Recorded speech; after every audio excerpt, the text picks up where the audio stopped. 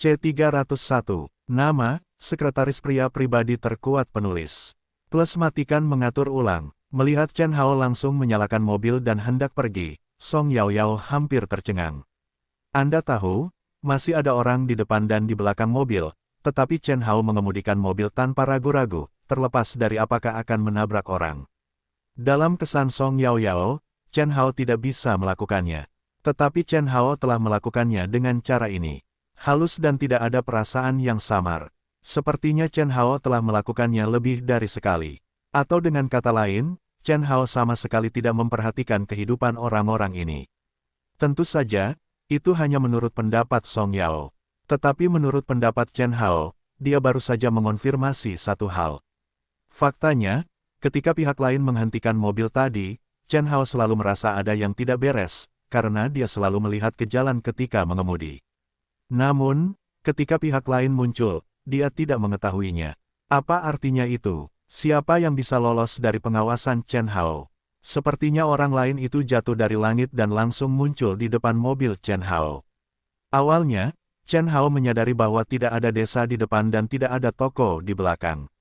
Meskipun tidak ada kamera, itu adalah tempat yang sangat bagus untuk menyentuh porselen. Tapi bayangkan saja, sekelompok orang macam apa yang akan berada di tengah jalan untuk mencegat orang. Chen Hao keluar dari mobil hanya untuk melihat siapa pihak lain itu. Setelah mengamati, Chen Hao bingung karena pihak lain itu bukan orang asing. Dengan cara ini, kemungkinan mereka dikirim oleh neraka untuk membalas dendam akan dihilangkan. Terlebih lagi, organisasi neraka pada umumnya adalah pembunuh. Bagaimana mereka bisa mengirim beberapa orang ke sini? Namun, dilihat dari keterampilan menghindar pihak lain pada akhirnya, pihak lain itu jelas bukan orang biasa, karena orang biasa pasti tidak akan memiliki keterampilan itu. Mereka tidak dapat melakukannya di depan mobil yang melaju kencang. Yang ingin dipastikan Chen Hao adalah apakah pihak lain itu orang biasa atau bukan. Sekarang dia telah sampai pada suatu kesimpulan. Sekarang dia bukan orang biasa, Chen Hao dihadapkan pada masalah lain. Karena dia bukan orang biasa, Chen Hao tidak punya musuh di kota kecil ini. Siapa dia? Sambil mengemudi dengan wajah muram, Chen Hao segera mendekati kota Tongbei. Yang tidak diketahui Chen Hao adalah bahwa ketika dia pergi, semua orang yang menyentuh porselen itu menyingkirkan wajah-wajah main-main mereka satu persatu, atau ekspresi-ekspresi buatan mereka yang mencoba mencuri uang. Pria parubaya dengan kumis di dagunya, yang jatuh ke tanah, berjongkok di pinggir jalan dan mengeluarkan ponselnya. Itu adalah model yang sangat lama, tetapi orang-orang yang tahu barangnya dapat melihat sekilas bahwa ponsel dengan permukaan abu-abu dan layar kecil seperti itu sebenarnya jauh lebih praktis daripada ponsel-ponsel termahal saat ini. Karena ponsel ini hanya memiliki satu fungsi, yaitu tidak dapat melakukan panggilan telepon atau bahkan mengirim pesan teks. Namun, ponsel ini dibuat khusus untuk melakukan panggilan telepon. Bahkan di ruang bawah tanah 10 meter di bawah tanah, sinyalnya masih dapat diterima. Mungkin ini yang disebut satu pintu, bukan? Anak itu sangat kejam. Dia sama sekali tidak pandai dalam hal itu. Dari mana kamu mendapatkannya? Mantan temanku. Ujung telepon yang lain dengan cepat menjawab, apakah kamu jelas?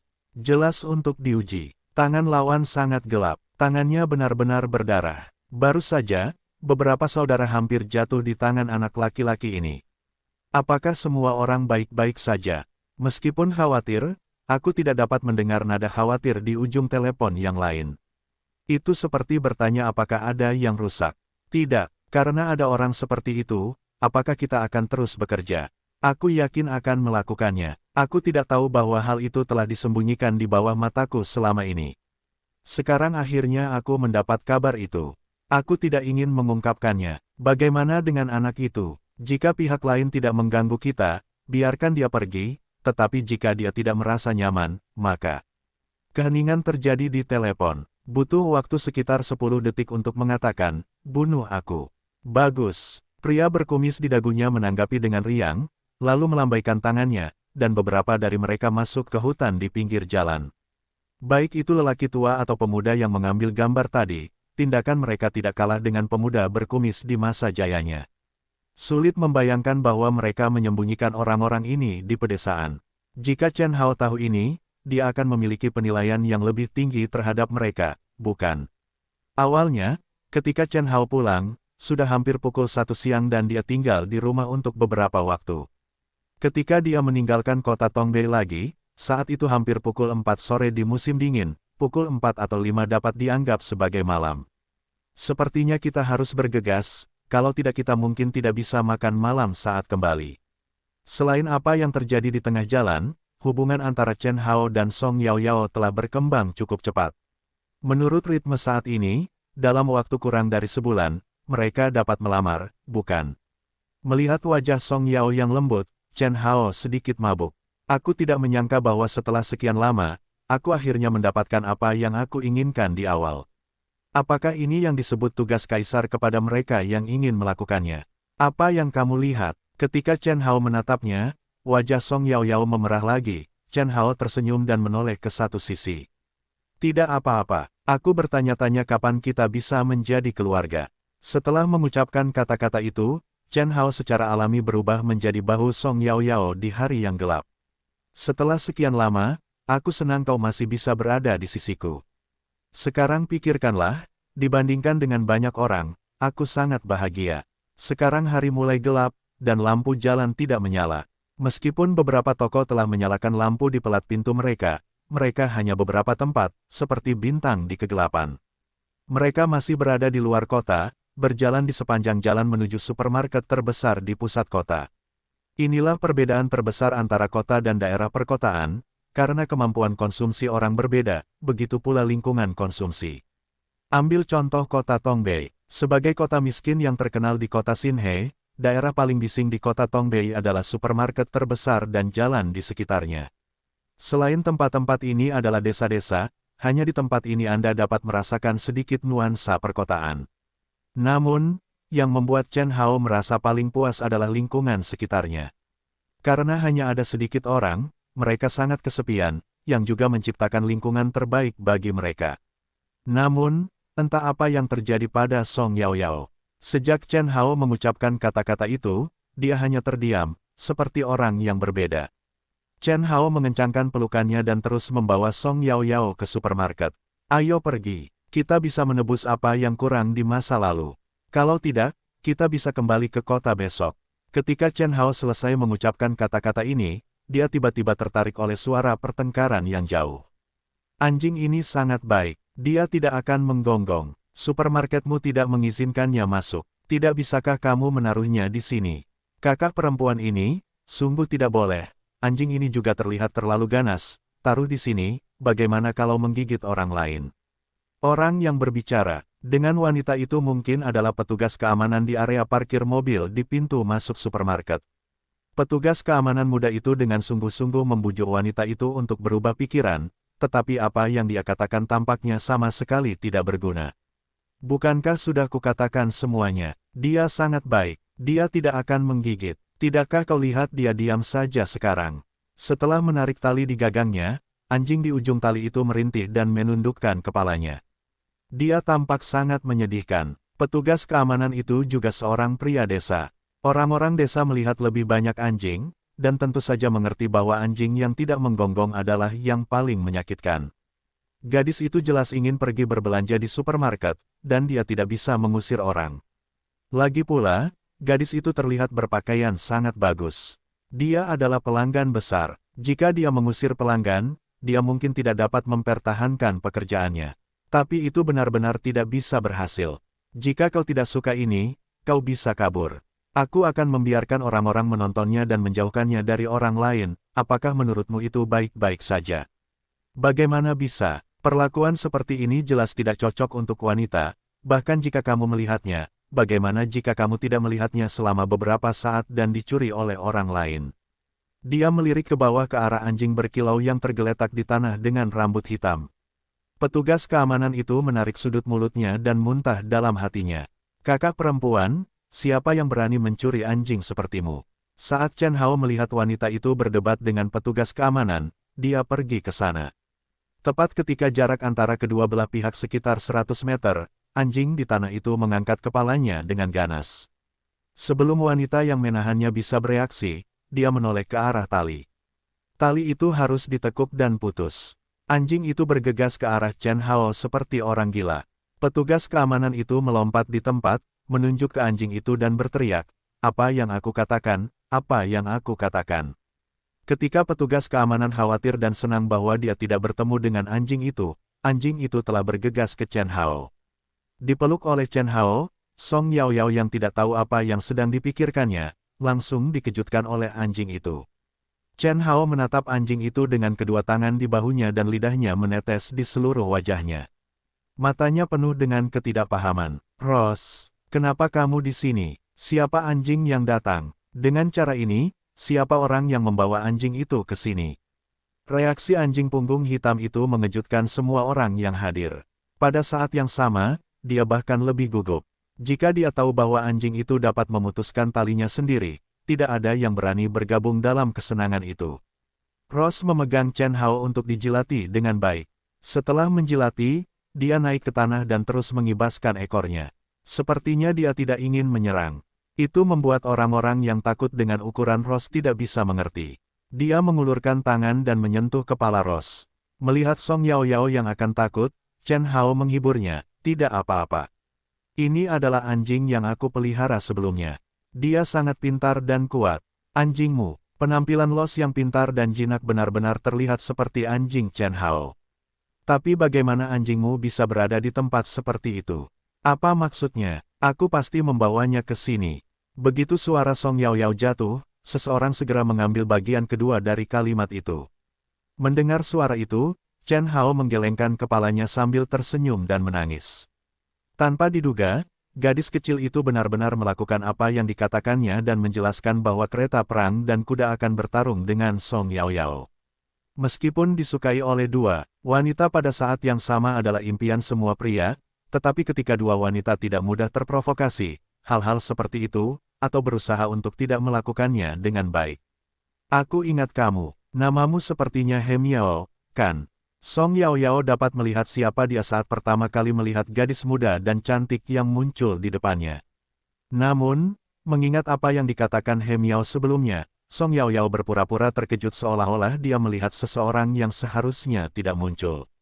Orang-orang yang jelas-jelas saling mengenal dan berkomunikasi satu sama lain, tetapi sekarang mereka berpura-pura tidak saling mengenal sama sekali. Jadi jangan main-main dengan gadis-gadis. Hem Yao secara alami memperhatikan keberadaan Song Yao. Dia juga mendengus dan bertanya, "Ah, mengapa kamu di sini?" Yang disebut pertemuan musuh sangat membuat iri. Meskipun mereka bukan musuh, mereka memiliki arti yang sama. Melihat wajah Song Yaoyao yang sama, Hem Yao berkata lagi, "Kupikir Chen Hao akan pulang sendiri. Tanpa diduga, kamu memiliki keberanian untuk mengikutiku. Apa yang kurang ajar? Kita berada di tempat yang sama. Aku tidak tahu siapa yang memiliki keberanian untuk mengikuti kita." Petik 2. Song Yaoyao juga tidak pandai dalam hal itu. Dia kembali dengan satu kalimat di tempat. Melihat bahwa mereka akan segera melanjutkan, Chen Hao dengan cepat menghentikan mereka dan berkata, "Berhenti, berhenti, kami punya urusan di sini, bukan untuk membuat kalian bertengkar. Jadi, dengarkan aku. Sekarang, mari kita sibuk dengan urusan bisnis terlebih dahulu dan selesaikan urusan. Bagaimana kalau kita bicarakan urusan pribadi?" Bagi kedua wanita ini, Chen Hao benar-benar meraung dan meraung, mengatakan bahwa tidak ada cara untuk mengatakannya, hanya bisa mengandalkan mulutnya sendiri untuk membujuk. Berkat Chen Hao, dia lebih penting dalam pikiran mereka. Ketika Chen Hao mengucapkan kata-kata ini, dia langsung setuju. Namun karena kehadiran Los, supermarket tidak bisa masuk. Sekelompok 3 orang hanya bisa berjalan-jalan di sekitar jalan untuk melihat apakah mereka dapat mengambil kesempatan dan membeli apa yang mereka butuhkan di jalan. Namun, apakah kita dapat membelinya atau tidak benar-benar tidak diketahui.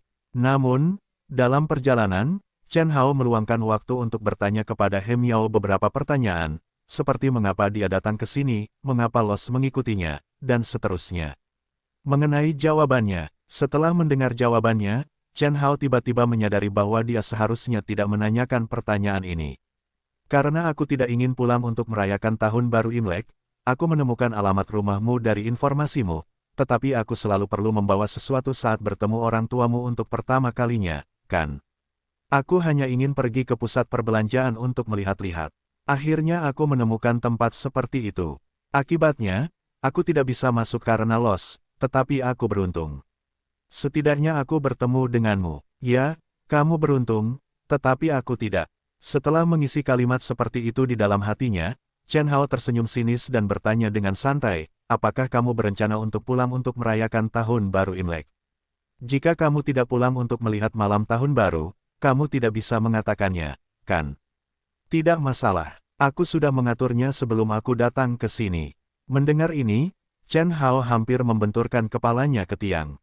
Ada apa denganmu? Melihat Chen Hao tiba-tiba miring, He Miao sangat penasaran. Apalagi yang bisa dikatakan Chen Hao? Dia melambaikan tangannya dan berkata tidak apa-apa. Song Yao Yao mengikuti mereka. Dia dan Chen Hao keluar untuk membeli barang. Tiba-tiba, dia tampak seperti orang luar. Namun, He Miao berdiri di satu sisi, dan Song Yao Yao malu kehilangan kesabarannya dengan Chen Hao. Dia pengap sepanjang jalan, seperti labu yang pengap. Di sebelah kiri Chen Hao adalah He Miao yang telah berbicara, dan di sebelah kanannya adalah Song Yao Yao yang diam. Setelah melihat-lihat, Chen Hao tiba-tiba ingin berkata, pergilah ke kebahagiaan ibunya, di mana kesenangannya. Itu adalah kehidupan yang hilang. Namun, kejadian ini tidak memengaruhi beberapa orang untuk waktu yang lama. Dahulu dikatakan bahwa wanita dilahirkan untuk berbelanja. Ketika ketiganya memasuki toko di jalan, Song Yao Yao dan He Miao segera melepaskannya. He Miao tidak tahu apa yang dilakukan Chen Hao di sini, tetapi ketika mereka mendapatkannya, mereka ingin membeli barang-barang dari rumah. Jangankan kegembiraan, mereka hanya ingin mengosongkan seluruh toko. Jika bukan karena Chen Hao yang menghalangi, kesediaan He Miao untuk menggesek kartunya mungkin telah mengosongkan toko. Ketika Song Yao Yao melihat postur tubuh He Miao, dia tentu saja tidak mau kalah. Mereka pergi berbelanja dengan sekuat tenaga dan memilih produk perawatan kesehatan untuk orang tua. Tentu saja, semua orang tahu apa yang ingin mereka lakukan. Chen Hao sekali lagi menikmati digunakan sebagai kereta belanja. Ada tas besar dan tas kecil di badan, bahu, lengan, dan punggung tempat barang-barang dapat digantung.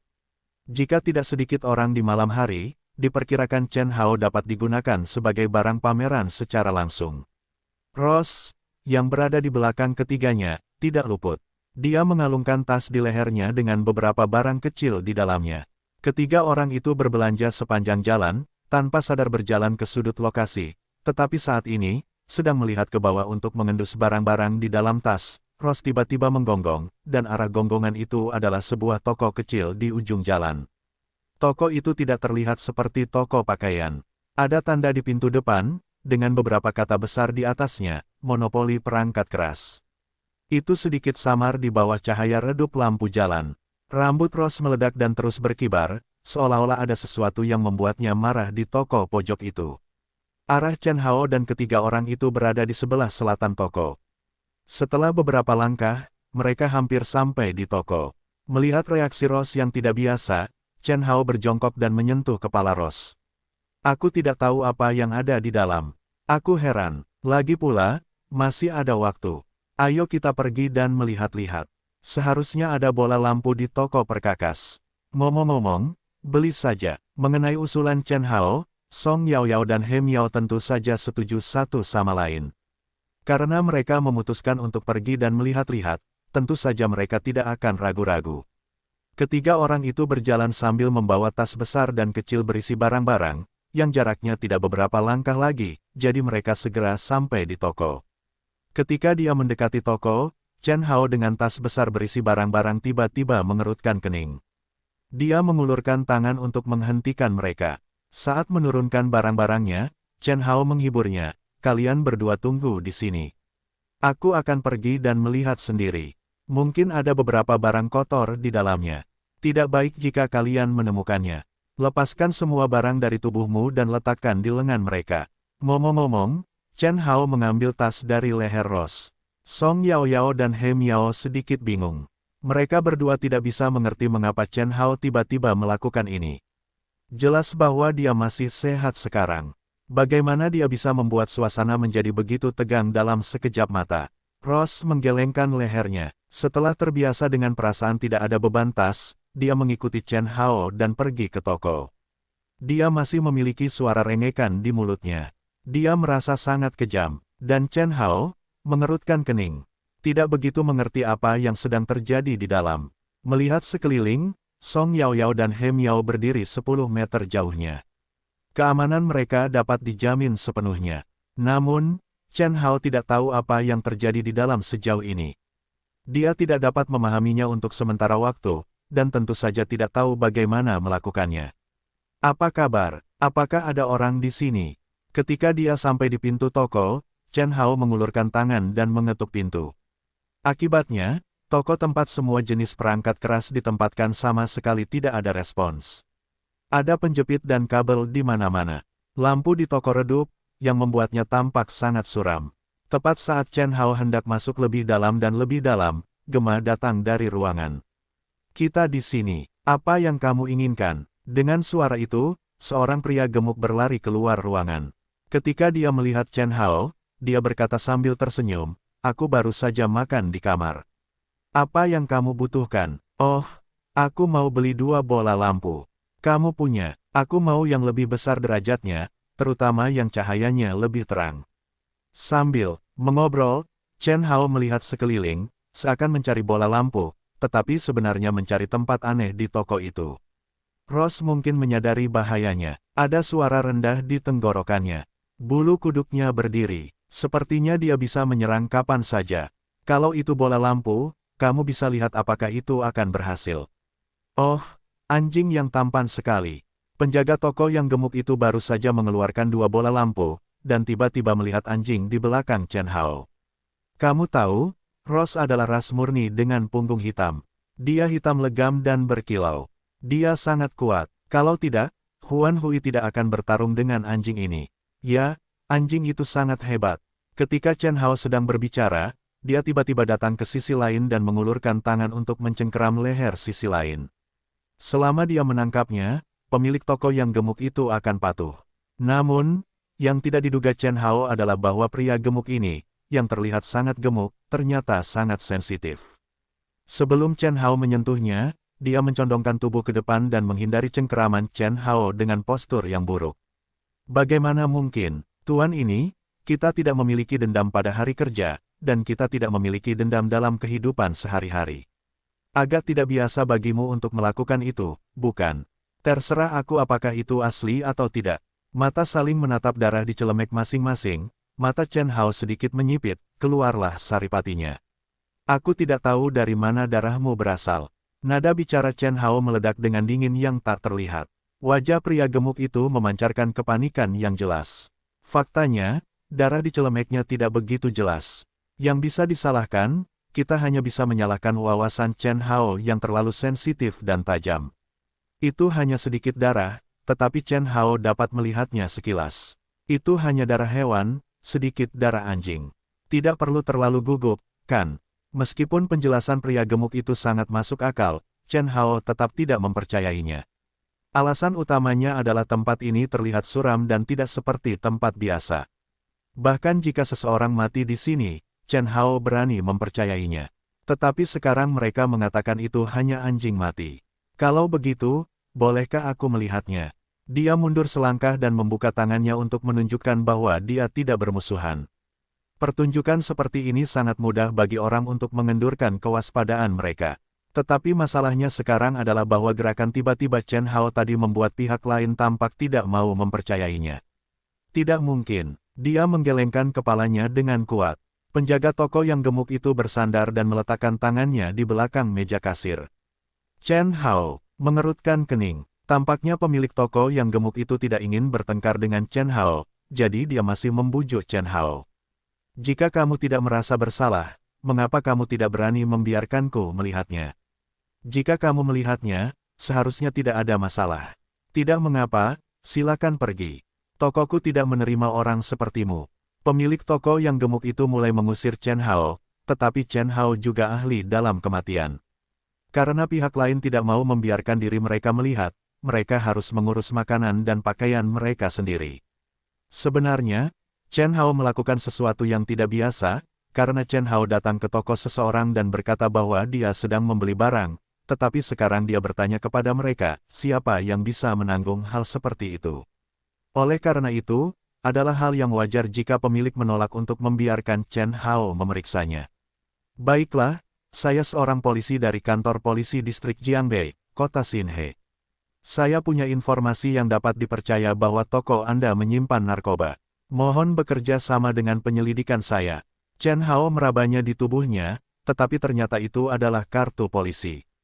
Kartu itu diberikan kepadanya oleh Ma Kai di pagi hari sebelum dia pergi. Tanpa diduga, kartu itu berguna di sini. Polisi, penjaga toko yang gemuk itu tercengang di tempat. Dia tidak pernah menyangka bahwa orang seperti itu yang datang tiba-tiba adalah seorang polisi. Ya, polisi. Menyingkirkan pria gemuk yang berdiri di tempat yang sama, Chen Hao masuk ke dalam dengan tidak sopan. Penjaga toko yang gemuk itu langsung panik, petugas, kami punya sesuatu untuk dikatakan, kan? Kami adalah toko perangkat keras profesional. Bagaimana mungkin ada yang namanya menyimpan narkoba? Mohon belajarlah darinya. Itu sama sekali tidak mungkin. Benarkah? Begitulah yang dikatakan, tetapi apa yang harus dilakukan tetap harus dilakukan.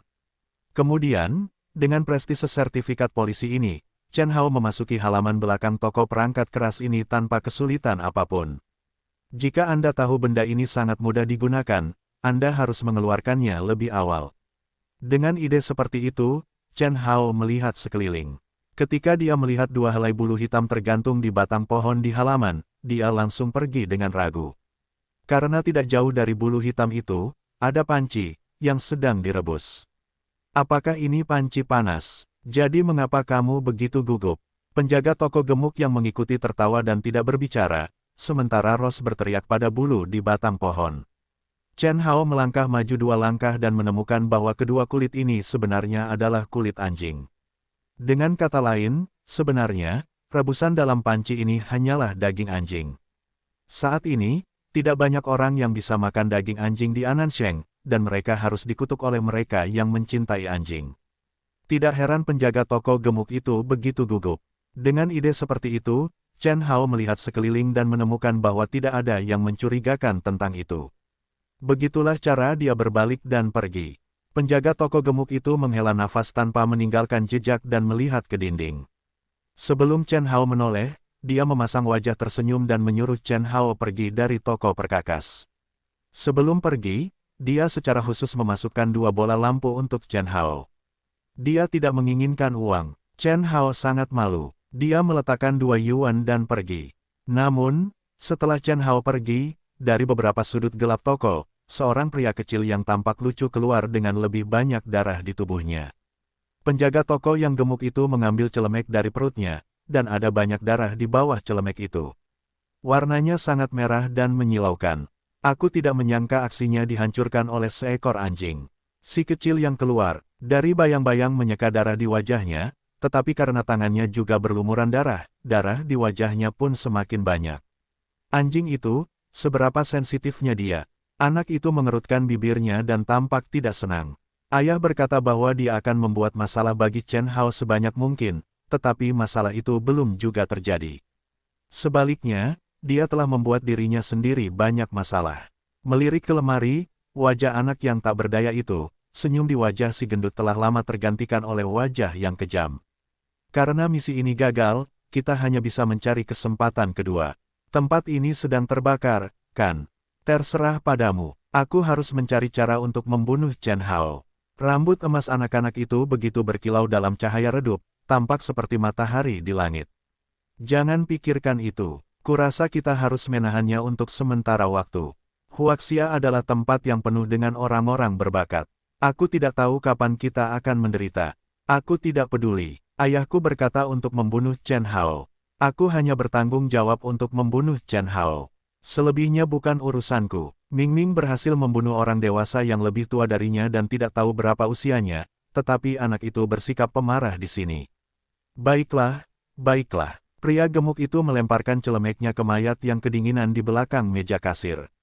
Kemudian dia berbalik dan pergi ke halaman belakang.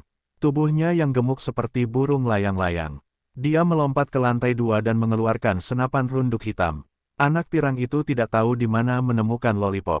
Dia keluar dari toko dan melihat punggung Chen Hao. Dia terus berbicara, bagaimana kita bisa membunuh Chen Hao? Bagaimana kita bisa membunuh Chen Hao? Karena Chen Hao pergi ke toko perkakas untuk berjalan-jalan, tetapi dia tidak tahu bahwa ketika dia berada di toko perkakas, itu seperti mengguncang gerbang neraka. Jika dia ceroboh sebentar, dia mungkin mati di tangan orang lain. Melihat Chen Hao kembali, Song Yaoyao dan He Miao juga datang bersama. Apa yang terjadi? Tidak apa-apa. Reaksi Rose terlalu ganas. Mereka hanya makan hotpot daging anjing lagi. Akibatnya, mereka berteriak begitu keras sehingga kupikir ada sesuatu yang terjadi. Rose tampaknya memahami kata-kata Chen Hao, terisak 2 kali dengan suara rendah, menunjukkan bahwa dia tidak bersalah. Karena tidak ada yang bisa dilakukan, haruskah kita pergi? Sudah hampir waktunya untuk kembali. Benarkah? Setelah melihat waktu, butuh banyak waktu bagi ketiga orang itu untuk pergi berbelanja. Ditambah dengan waktu yang terbuang sia-sia oleh Chen Hao di toko perangkat keras, sekarang sudah lebih dari pukul 8 dan hampir pukul 9. Ayo, sudah waktunya untuk kembali. Bawa He Miao dan Chen Hao beserta rombongannya kembali. Kali ini, He Miao dan Song Yaoyao duduk di bangku belakang mobil, dan Luopi ditugaskan sebagai pengemudi pendamping. Karena kedua wanita itu ada di sana, suasana di dalam bus menjadi sangat canggung. Chen Hao ingin menceritakan 2 lelucon, tetapi disela oleh dengung dingin He Miao dan Song Yaoyao. Dalam keputusasaan, dia harus menyerah, merasa malu sepanjang jalan, dan akhirnya kembali ke desa. Pemukiman kembali He Miao menjadi masalah lagi. Sepertinya tidak ada kamar kosong di rumah kita. Apakah kamu ingin berdesakan dengan Song Yaoyao? Chen Hao, sang pemilik rumah, sedikit malu, tetapi Song Yaoyao tidak mengatakan sepatah kata pun, dan dia tidak tahu apakah harus menuruti atau menolak. Mengenai He Miao tidak memiliki pendapat tentang pengaturan Chen Hao, tetapi dia mengajukan permintaan yang tidak dapat ditolak oleh Chen Hao. Karena tidak mudah untuk datang kepadamu, apakah kamu ingin aku bertemu dengan paman dan bibiku? Begitu dia mengatakan ini, mulut Chen Hao tiba-tiba berkedut. Siapa yang meminta untuk bertemu dengan orang tua mereka? Bagaimana Anda bisa melakukannya sendiri? Tetapi keluarga kami sangat miskin. Rumah-rumah yang miskin itu hanyalah rumah-rumah genteng tua sebelumnya. Saya ingin tahu apakah Anda bisa terbiasa dengan mereka. Apa yang salah dengan itu? Melihat ke atas selama 3 generasi, siapa yang bukan petani miskin dan menengah ke bawah? Benarkah begitu? Dia mengedipkan mata pada Chen Hao dan memeluk barang-barang yang dibelinya. He Miaoxing hendak pergi ke desa. Chen Hao khawatir He Miao tidak dapat menemukan jalannya, jadi dia harus mengikutinya. Perilaku Chen Hao, sampai batas tertentu, masih merangsang Chen Hao. Sambil bersenandung, dia mengikutinya dengan sesuatu di tangannya. Dia segera melewati Chen Hao dan He Miao dan berjalan di depan. Mungkin ketika dia sampai di pedesaan, Rose juga sangat bersemangat. Dia berlari di depan Chen Hao, dengan banyak momentum tidak butuh waktu lama untuk sampai ke rumah Chen Hao dari pintu masuk desa. Selain itu, langkah ketiga orang itu relatif cepat, jadi tidak butuh waktu lama untuk sampai ke rumah Chen Hao. Melihat rumah kecil beratap genteng milik Chen Hao, meskipun He Miao sudah membuat persiapan di dalam hatinya, dia masih terkejut dengan rumah Chen Hao. Bukankah kamu kaya? Mengapa seperti ini di rumah? Orang tuaku tinggal di sini. Aku sudah lama tidak pulang. Aku tidak punya waktu untuk membangun rumah baru untuk keluargaku. Memikirkan hal ini, Chen Hao merasa bersalah. Dia memiliki begitu banyak halaman di luar dan begitu banyak saudara. Tetapi pada akhirnya, dia bahkan tidak bisa merawat orang tuanya. Itu benar-benar bukan masalah bakti kepada putranya. Tetapi itu juga bagus. Ini pertama kalinya aku melihat rumah seperti itu. He Miao melihat keluar selama beberapa menit dan kemudian berjalan masuk sambil memegangi barang-barangnya. Chen Hao mengikutinya, dengan wajah bingung. Dia tidak mengerti struktur otak He Miao. Bagaimana, menurut situasi normal, ketika kamu melihat rumah seperti itu, bukankah kamu seharusnya memarahi orang malang itu dan kemudian berbalik dan pergi? Chen Hao telah mendengar atau melihat beberapa pria dan wanita yang memiliki hubungan baik lebih dari sekali. Ketika dia melihat lingkungan keluarga masing-masing, dia tiba-tiba memalingkan muka. He Miao sama sekali tidak bermain sesuai rutinitas. Lagi pula aku tidak peduli tentang itu. Chen Hao tidak dapat mengatakan apa-apa karena terjepit kata-kata. He Miao seperti gadis kecil yang masih muda dan cantik. Aku mungkin memperhatikan gerakan di luar, dan orang tua Chen Hao keluar dari kamar. Akibatnya, begitu aku keluar dari kamar, aku melihat seorang gadis aneh, memegang banyak barang, dengan postur yang sama seperti serangkaian kerabat, yang membuat kedua orang tua itu sulit untuk menerimanya. Ayah, teman-temanku datang untuk menemuimu. Tidak keberatan, teman. Chen Fuseng menatap Chen Hao dengan pandangan ambigu. Chen Hao tersenyum canggung dan tidak tahu bagaimana menjawabnya. Makna yang disampaikan oleh ayah Chen Hao sangat jelas. Teman macam apa yang bisa saling mengunjungi orang tua di malam hari? Belum lagi seorang gadis. Halo, Paman dan Bibi. Saya teman Chen Hao. Ini pertama kalinya saya bertemu dengan kalian. Hadiah kecil bukanlah rasa hormat. Sulit untuk membayangkan bahwa He Miao, yang berbicara dengan gagah berani dan berperilaku seperti seorang wanita, bahkan dapat berpose seperti wanita kecil. Yang terpenting adalah usia He Miao baru sekitar 20 tahun. Di usianya yang 20-an, ini adalah waktu yang paling indah bagi seorang gadis, ditambah dengan postur wanita kecil seperti itu. Inikah gambaran menantu perempuan paling menyenangkan di pedesaan? Song Yaoyao tercengang saat melihatnya. Dia masih bertengkar dengan dirinya sendiri tadi. Dalam sekejap mata, bagaimana bisa berubah begitu banyak? Wanita di kota benar-benar bukan hal yang baik. Song Yao segera sampai pada kesimpulannya. He Miao melihatnya dan mengangguk dengan berat. Tidak ada kesalahan sama sekali. Bagaimanapun, sikap He Miao memenangkan hati orang tua Chen Hao. Orang tua Chen Hao secara alami menyambutnya dengan senyuman ketika gadis sebesar itu datang menemuinya.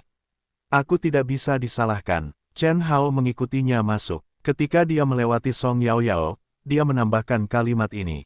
Satu-satunya reaksi Song Yaoyao terhadap ini adalah meremas lengan Chen Hao, dan kemudian mengikutinya ke dalam kamar. Di mana rumah gadis itu?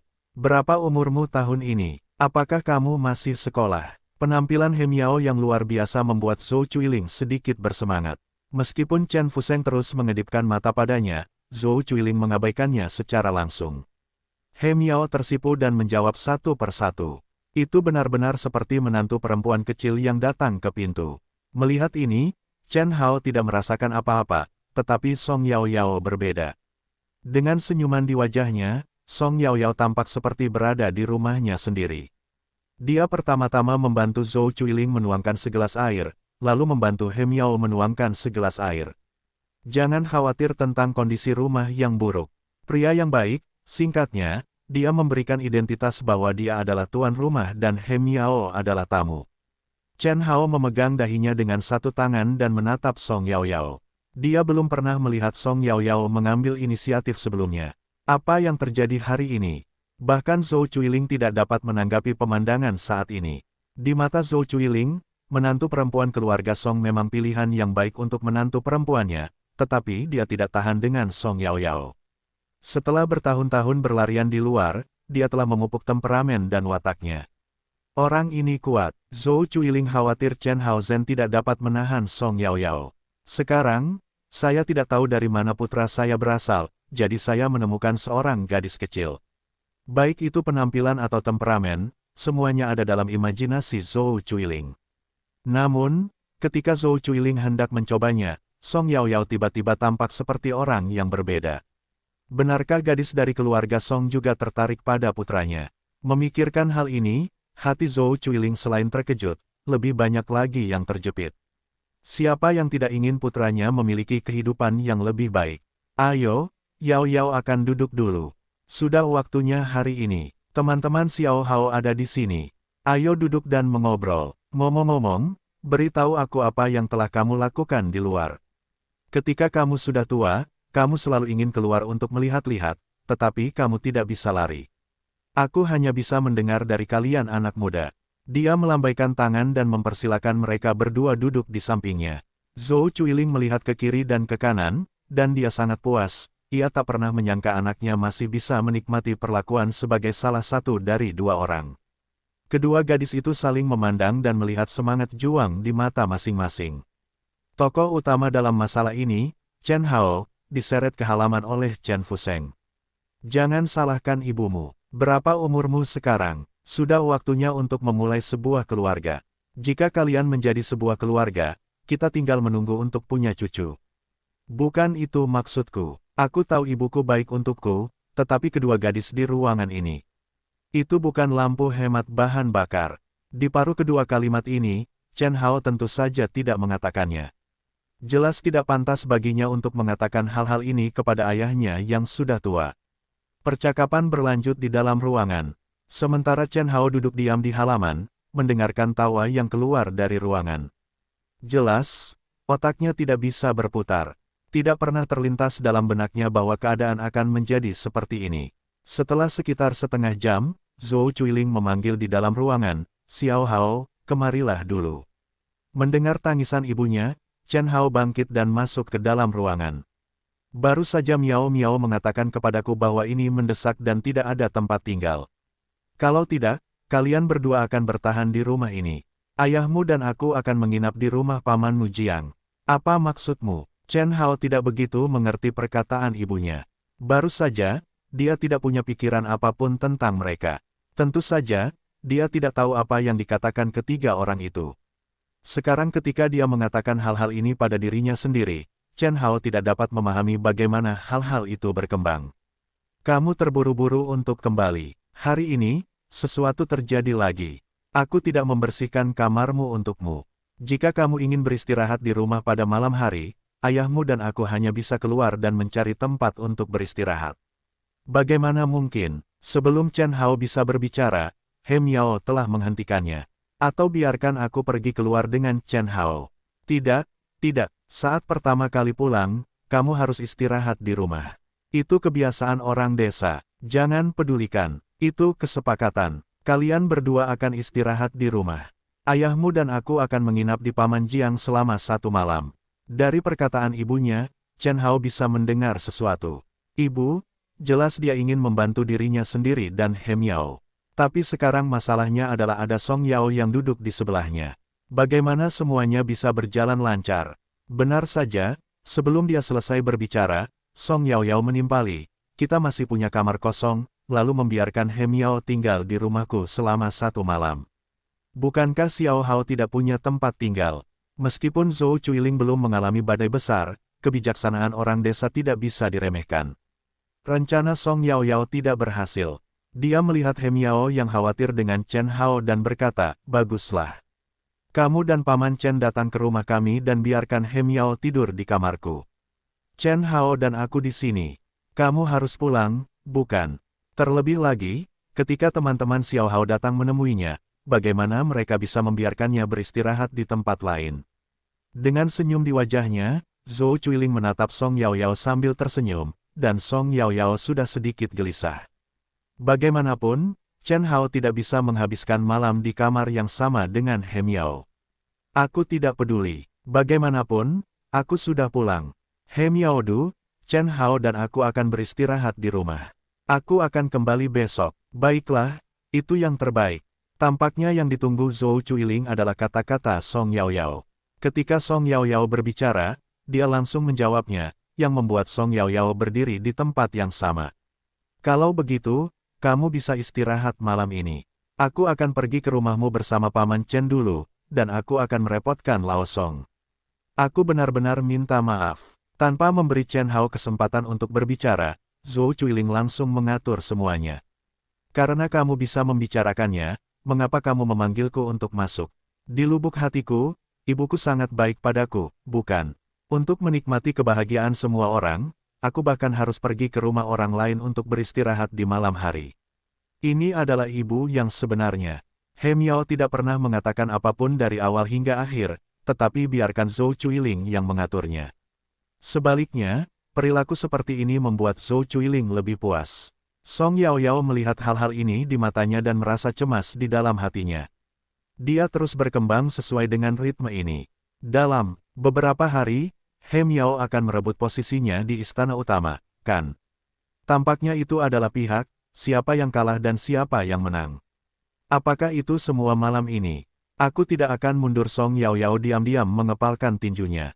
Setelah mengatur semuanya sesuai pikirannya sendiri, Zhou Chuiling menatap Chen Hao, lalu membawa Chen Fuseng dan meninggalkan rumah. Ada 3 orang muda yang tersisa di rumah. Chen Hao, He Miao, dan Song Yao. "Lihat aku dan aku akan melihatmu." Tidak ada yang bergerak. Chen Hao, sebagai seorang pria, seharusnya mengambil inisiatif. Namun, dalam situasi saat ini, mengambil inisiatif tidak diragukan lagi akan menimbulkan masalah bagi keselamatan pribadinya sendiri. Chen Hao memilih untuk duduk dan menunggu. Sekarang Ibu Chen telah membuat pengaturan, mari kita istirahat. Apa yang kamu lakukan? Setelah melihat Song Yaoyao sejenak, He Miao berkata dengan provokatif, tetapi Song Yaoyao sama sekali tidak mengakui kekalahan dan mengangkat alisnya. Baiklah, mari kita istirahat. Mari kita istirahat lebih awal. Aku tidak tahu harus berbuat apa lagi besok. Keduanya selesai berbicara, Qi menatap Chen Hao. Seluruh tubuh Chen Hao menggigil. Istirahat saja, tinggalkan aku sendiri. Istirahat, istirahat. Dengan dua senyuman sinis, Chen Hao ingin keluar, tetapi bagaimana kedua gadis itu bisa membiarkan Chen Hao pergi seperti ini? Sebelum Chen Hao meninggalkan kamar, He Miao sudah menarik Chen Hao. Di mana kamar tidur? Baiklah, kamar tidur ada di kamar dalam. Masuk saja, tidakkah kamu beristirahat? Aku hanya punya kesempatan hari ini. Mari kita beristirahat bersama. Mendengar ini, Chen Hao ingin menutup telinganya, karena dia tahu bahwa ini bukan untuknya. Benar saja, ketika He Miao mengatakan ini, Song Yaoyao maju dan meraih lengan Chen Hao yang lain. Malam ini, kemana kamu pergi jika kamu tidak beristirahat? Mengapa kamu tidak beristirahat? Mari kita hiasi rumah kita besok. Kalau tidak, ketika tamu datang, tidak akan ada tempat untuk beristirahat. Nada seperti ini, jelas sudah menganggap dirinya sebagai nyonya rumah. Aku tidak menyangka Song Yaoyao bisa begitu kejam. He Miao tidak bisa bertahan sebentar dan hendak membawa Chen Hao ke kamar dalam. Tetapi jika dia ingin mengambil Chen Hao, bagaimana mungkin Song Yaoyao membiarkannya melakukannya? Kedua tangannya memegang lengan Chen Hao yang lain, tarik-menarik seperti Chen Hao tersangkut di tengah, tetapi Chen Hao tidak berani melawan. Kedua gadis itu jelas-jelas sejajar dengan ibu mereka. Meskipun Chen Hao begitu berkuasa di luar, dia masih anak-anak di depan ibunya. Bolehkah aku berpendapat? Melihat kedua orang itu menemui jalan buntu, Chen Hao dengan lemah mengajukan sebuah kalimat, hasilnya adalah kedua gadis itu menentang. Tidak mungkin, tidak mungkin. Mereka berdua saling memandang dengan marah, berharap untuk merebut Chen Hao dari tangan masing-masing.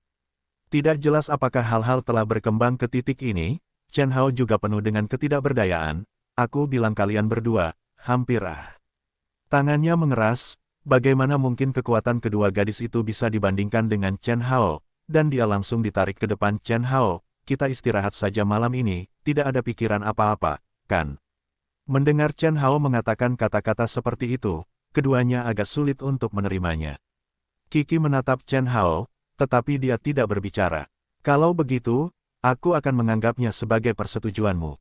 Kalian bicara, bagaimana kalau berpendapat? Mereka masih tidak berbicara. Chen Hao mengangkat bahu tanpa daya dan melepaskan lengannya dari mereka. Kemudian dia berkata, karena kalian tidak ingin bicara dan menolak, mari kita tidur dulu. Tidak mungkin, itu masih kalimat dengan satu suara, yang membuat Chen Hao sedikit tidak mengerti. Apa yang ingin kalian lakukan? Apakah kalian ingin berdiri di sini sepanjang malam dengan lenganku yang tersangkut seperti ini? Apakah kalian lelah? Kedua gadis itu ingin memonopoli Chen Hao, tetapi mereka tidak ingin membiarkan satu sama lain mengambil keuntungan. Yang lebih penting, Song Yaoyao, seorang pekerja kerah putih di kota, dan He Miao, seorang polisi wanita, adalah contoh wanita modern yang sesungguhnya. Orang seperti itu tidak akan pernah membiarkan Chen Hao memanfaatkan dirinya dengan begitu bebas. Dengan cara seperti ini, segalanya menjadi sangat sulit dilakukan. Kau bicara, setelah melihat sekeliling, Chen Hao mendesah tak berdaya. Karena kau tidak mau mengatakannya, aku akan memberimu saran. Siapa yang menang dan siapa yang akan mendengarkan kita? Mendengar ucapan itu, tangan keduanya terlepas beberapa menit, tampaknya mereka berniat untuk bergerak. Aku tidak takut mereka tidak punya pendapat. Aku takut mereka tidak berbicara. Karena keduanya bereaksi, Chen Hao tidak akan membiarkan kebuntuan berlanjut. Baiklah, kalau begitu mari kita tebak. Siapa yang menang, dengarkan siapa. Ini permainan. Dengan tangan terbuka, Chen Hao juga seorang petinju huo, menunggu kemenangan yang menentukan. Seperti yang dibayangkan Chen Hao, bagaimana mungkin kedua gadis itu bermain dengannya? Chen Hao, kau tewas di tempat. Baiklah, baiklah, sekarang, aku pergi dulu. He Miao dan Song Yaoyao dengan enggan melepaskan tangan Chen Hao. Chen Hao melanjutkan, selanjutnya, kalian berdua pergi ke kamar dalam untuk tidur. Aku akan tidur di kamar utama selama 1 malam. Boleh. Chen Hao tidak akan memonopoli Xuangxiang sepanjang malam seperti yang dipikirkan ibunya. Meskipun dia terlihat sedikit cabul dan penuh nafsu, dia masih orang yang sangat baik di hatinya. Yang disebut pria sejati mencintai uang, lakukan dengan benar. Hal yang sama berlaku untuk pria sejati yang mencintai seks. Setelah mencoba menghibur kedua gadis itu untuk pergi ke kamar belakang untuk beristirahat, Chen Hao mengeluarkan mantel militer tua dan memakaikannya padanya. Dia menemukan kursi malas dan mulai memikirkan urusannya sendiri. Chen Hao tidak peduli apa yang akan dipertukarkan kedua gadis itu di malam hari, apa yang sebenarnya dia pedulikan adalah kedua gadis itu bisa bersikap lebih rasional, terutama He Miao. Chen Hao tidak tahan dengan gadis yang begitu bergairah. Dia tidak tahu bagaimana memperlakukan He Miao. Bahkan sebelum dia menjelaskan semuanya dengan sangat jelas, itu sama sekali tidak mungkin baginya dan dia, karena hubungannya dengan Song Yaoyao telah berkembang ke tahap yang sangat matang, dan kemudian itu menjadi hal yang wajar. Tiba-tiba, gadis seperti itu muncul, yang benar-benar mengganggu ritme Chen Hao. Oke. Meninggalkan semua pikiran ini, Chen Hao mulai memutar kembali dalam benaknya apa yang terjadi hari ini. Saya harus mengatakan bahwa ada lebih banyak hal yang terjadi hari ini daripada minggu sebelumnya. Di pagi hari, saya pergi ke kantor polisi distrik Jiangbei dan bertengkar dengan Makai. Saya mengatur segala sesuatunya dengan baik di kantor resmi. Kemudian saya bergegas pulang. Ketika saya kembali, saya bertemu sesuatu yang terjadi pada hari Selasa. Di tengah perjalanan, Chen Hao bertemu dengan teman bermain masa kecilnya yang sudah lama tidak dia temui. Meskipun dia memiliki hubungan yang baik sebelumnya, waktu telah menghancurkan semua hubungan. Namun, ini bukanlah poin-poin utamanya. Intinya adalah orang-orang yang dia temui di jalan. Orang-orang itu adalah yang paling eksentrik. Chen Hao tidak tahu kapan dia memprovokasi sekelompok orang seperti itu. Mereka semua muda dan tua. Mereka tidak terlihat seperti orang biasa. Apakah mereka secara tidak sengaja memprovokasi pasukan Tiongkok? Tetapi seharusnya tidak, bukan. Karena saya telah berurusan dengan organisasi neraka baru-baru ini, dan organisasi neraka telah berakhir, seharusnya tidak ada masalah lain. Jadi jika tidak ada masalah, masalah akan datang. Siapa sebenarnya yang mengatur hal-hal ini di balik layar? Orang-orang ini jelas tidak tersedia untuk orang biasa.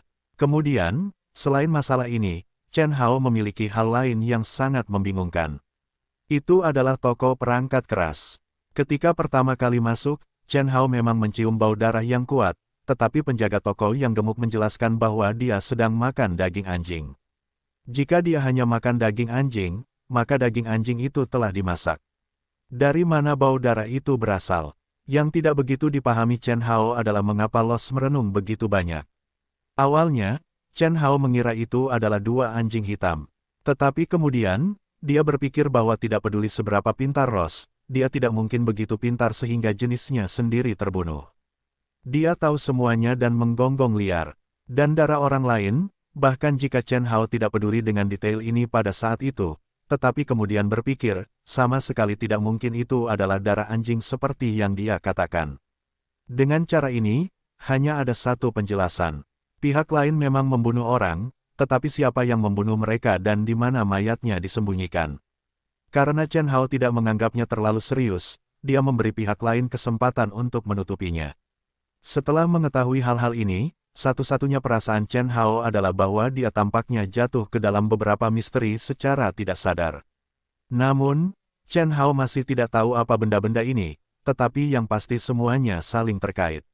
Memikirkan hal-hal ini, lebih dari 2 jam berlalu tanpa disadari. Malam sudah gelap, dan suhu udara berangsur-angsur menurun di malam hari.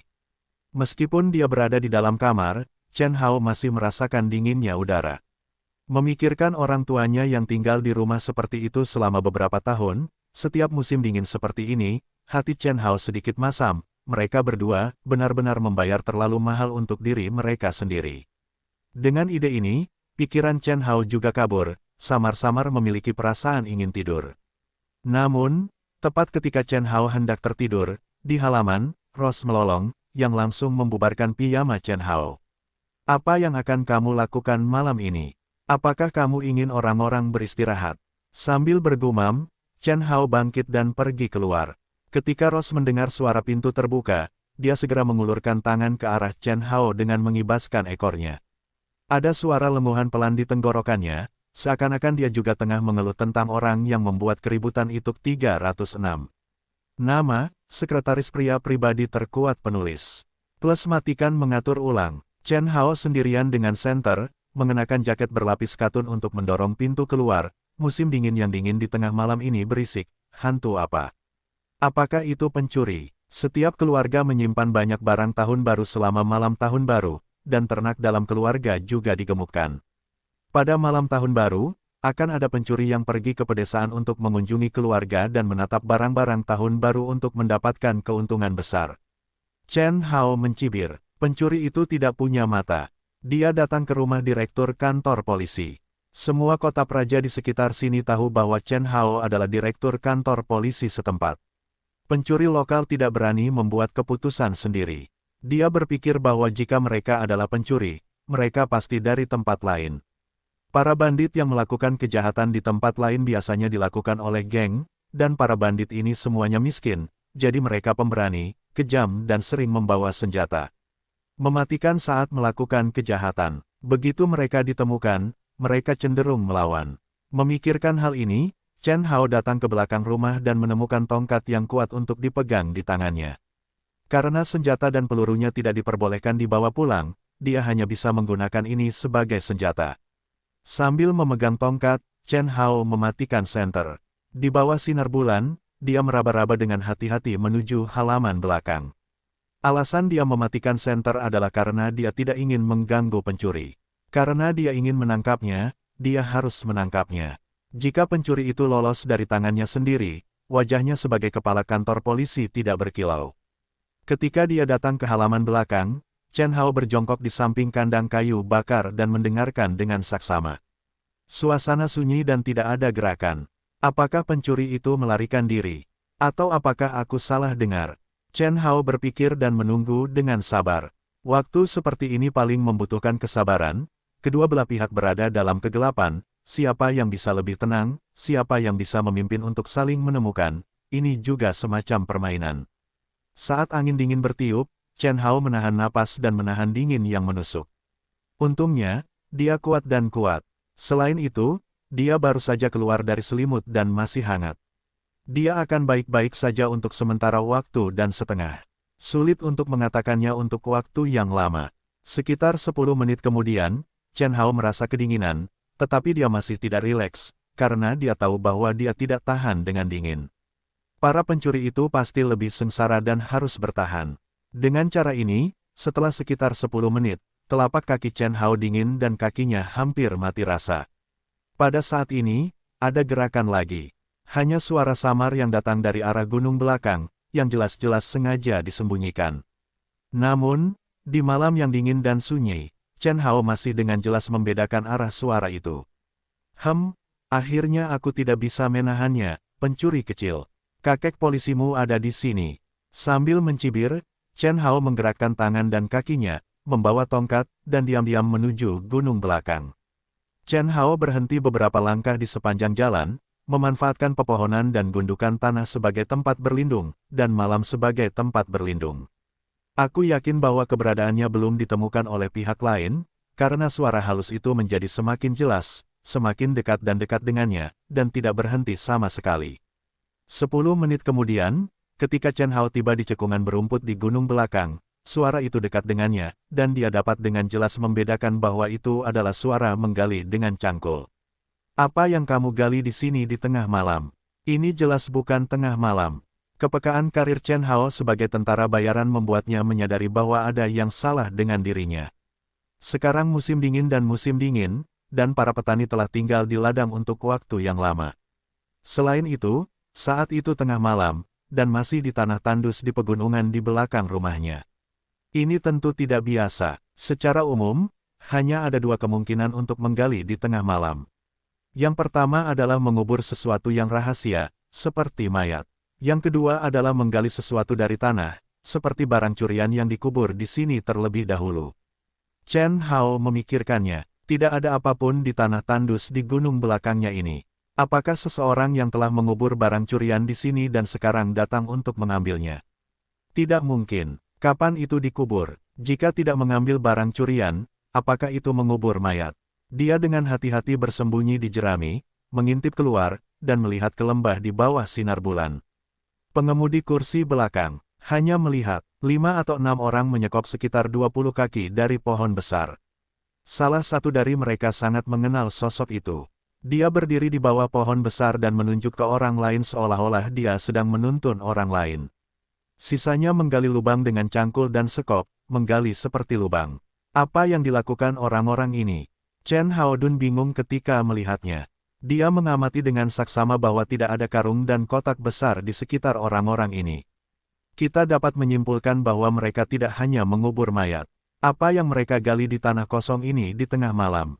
Apakah itu barang rampasan? Pada saat ini, saya mendengar pria di bawah pohon berbisik, tenggara ke timur, gali 3 kaki, lalu gali 3 kaki ke arah barat laut, jangan menggali ke arah yang salah. Seorang pria segera menjawab, "Ya, bos, Anda dapat yakin bahwa kami melakukan bisnis." Pria di bawah pohon besar berkata sambil tersenyum, "Ini hampir tahun baru. Sulit bagi kalian, mari kita selesaikan pekerjaan dengan cepat sehingga kita bisa pulang untuk tahun baru." Mendengar suara pria ini, Chen Hao terkejut. Bukankah ini Jiang Chao? Apa rencananya menggali lubang di sini tengah malam? Apakah mereka mengubur sesuatu yang penting di sini? Tapi mengapa datang menggalinya menjelang akhir tahun baru? Jiang Chao adalah teman masa kecil Chen Hao. Dia tidak melihatnya selama beberapa tahun. Meskipun dia tidak tahu apa yang sedang dilakukannya sekarang, Chen Hao tetap tidak ingin percaya bahwa teman kecilnya itu adalah seorang penjahat secara emosional. Dia lebih suka percaya bahwa ada alasan lain. Jika Jiang Chao benar-benar melakukan sesuatu yang ilegal, itu akan membuatnya merasa tidak enak. Tapi emosi adalah milik emosi. Ketika Anda memikirkannya lebih cermat, Chen Hao merasa lebih curiga. Bagaimana orang normal bisa melakukan hal seperti ini di tengah malam?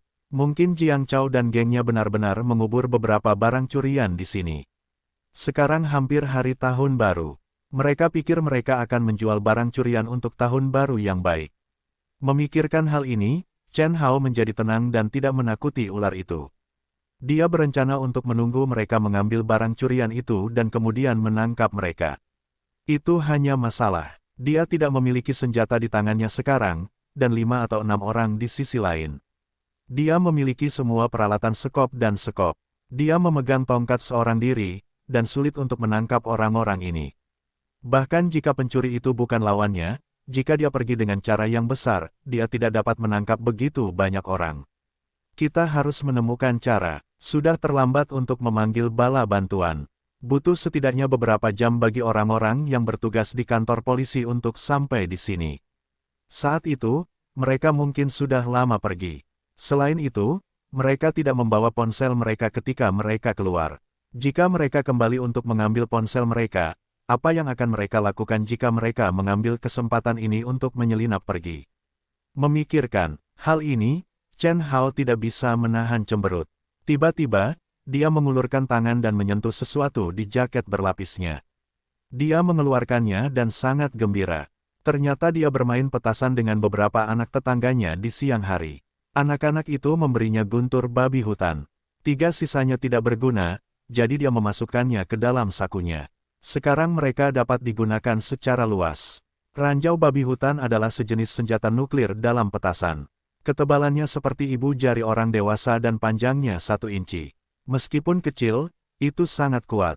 Itu sebanding dengan detonator. Beberapa orang sering menggunakannya untuk pergi ke sungai untuk menggoreng ikan, dan bahkan secara tidak sengaja menyalakan ranjau babi hutan, mematahkan jari-jari mereka. Jika benda ini dinyalakan dan meledak, itu dapat terdengar jauh di malam pedesaan yang terbuka dan tenang ini, dan itu dapat membangunkan orang-orang di dekatnya. Memegang 3 guntur babi hutan di tangannya, kepercayaan diri Chen Hao sangat meningkat, dengan sabar mengintai di rumput, menunggu Jiang Chao dan gengnya untuk mengambil barang-barang curian itu. Akibatnya, di bawah komando Jiang Chao, dia menggali beberapa lubang di timur dan barat pohon besar, tetapi dia tidak mengeluarkan barang curian itu. Dia tidak tahu apa yang mereka rencanakan. Dia telah menunggu selama hampir 1 jam, tetapi dia belum melihat Jiang Chao mengambil barang curian itu. Chen Hao sedingin saringan, dan bibirnya membiru. Tidak masalah untuk menunggu seperti ini. Dia harus bertindak. Karena Jiang Chao dan kelompoknya terus-menerus berolahraga, mereka memiliki cukup panas untuk melawan dingin, sementara Chen Hao masih bersembunyi di rumput. Jika dia tidak berolahraga, dia akan semakin kedinginan. Jika dia terus melakukannya, dia akan membeku. Tidak peduli apa yang dilakukan orang-orang ini, aku tidak bisa menunggu. Chen Hao mengerutkan kening dan bergegas keluar dari rumput sambil memegang tongkat. Dia berkata kepada orang banyak, apa yang kalian lakukan? Raungan ini, seperti guntur musim semi dari lidah, dan jarak di antara mereka juga dekat.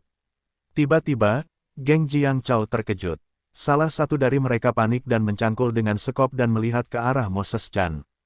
Dari ekspresi panik orang-orang ini, Chen Hao menyimpulkan bahwa mereka tidak melakukan sesuatu yang baik, mereka pasti melakukan sesuatu yang memalukan. Dia bertanya dengan dingin, ini gunung belakangku. Apa yang kalian gali di sini? Awalnya, orang-orang itu terkejut, tetapi setelah beberapa saat, mereka menemukan bahwa Chen Hao adalah satu-satunya yang membawa tongkat kayu, bukan pistol. Mereka merasa lega. Jiang Chao berkata sambil tersenyum, Saudara Chen, meskipun ini gunung belakang keluargamu, ini adalah sebidang tanah kosong, bukan tanah pertanian. Tidak ilegal bagi kita untuk menggali lubang di sini, kan? Jika tidak melanggar hukum, saya berhak menolak untuk menjawab pertanyaanmu. Chen Hao berkata dengan dingin, Jiang Chao, tidak peduli apakah itu tanah pertanian atau bukan, sekarang saya curiga bahwa kamu terlibat dalam kegiatan ilegal sebagai polisi. Berhenti dan terima pemeriksaanku sesegera mungkin. Mata Jiang Chao jelas sedikit panik, tetapi dia segera tenang, menunjukkan senyum, berjalan ke sisi Chen Hao dan berkata dengan suara rendah, Saudara Chen, apakah kita masih berteman? Chen Hao tertegun, tetapi hatinya langsung hancur begitu mendengar ini, karena dia sepertinya sudah bisa menebak apa yang akan dia lakukan selanjutnya. Chen Hao memikirkannya dan berkata, sahabatku tidak akan melakukan hal yang melanggar hukum. Jika kamu tidak melakukan hal yang buruk, aku akan memperlakukanmu sebagai teman. Jika kamu melakukannya, dan sekarang dengarkan aku dengan jujur, kita bisa terus berteman. Setelah mendengar ini, Jiang Chao mengerutkan kening dan tampak tidak senang. Kemudian dia berkata, Saudara Chen, meskipun kamu sekarang adalah kepala kantor polisi, kamu masih memiliki beberapa perasaan manusia untuk dibicarakan. Penduduk desa di kota kelahiranku yang besar tidak melihat ke atas tetapi melihat ke bawah. Mereka hanya menutup mata terhadap beberapa hal dan hanya pergi ke masa lalu. Ketika dia mengucapkan kata-kata ini, Jiang Chao mengeluarkan kantong kertas kraft dari sakunya dan memasukkannya ke tangan Chen Hao. Begitu Chen Hao mulai, dia menilai dari tangannya bahwa semua uang ada di dalam kantong kertas kraft. Saat dia berpikir, Jiang Chao pasti melakukan sesuatu yang melanggar hukum. Kalau tidak, bagaimana dia bisa menyuapnya secara terbuka? Dia langsung dalam suasana hati yang buruk. Melihat Chen Hao terdiam, Jiang Chao berpikir bahwa Chen Hao tergerak oleh uang itu. Dia menepuk bahu Chen Hao dan berkata, 50.000 yuan itu sedikit lelucon. Bahkan jika aku menghormati orang tua saudaraku Chen dan membiarkan mereka merayakan tahun baru dengan baik. Saudara Chen, selama kamu memberikan wajah kepada saudaramu dan menyimpan minuman hangat yang akan kamu nikmati di masa depan, selama kamu memiliki aku, Jiang Chao, untuk satu hari, kamu akan sangat diperlukan. Satu gerakan adalah 50.000 yuan, yang membuat hati Chen Hao tiba-tiba waspada.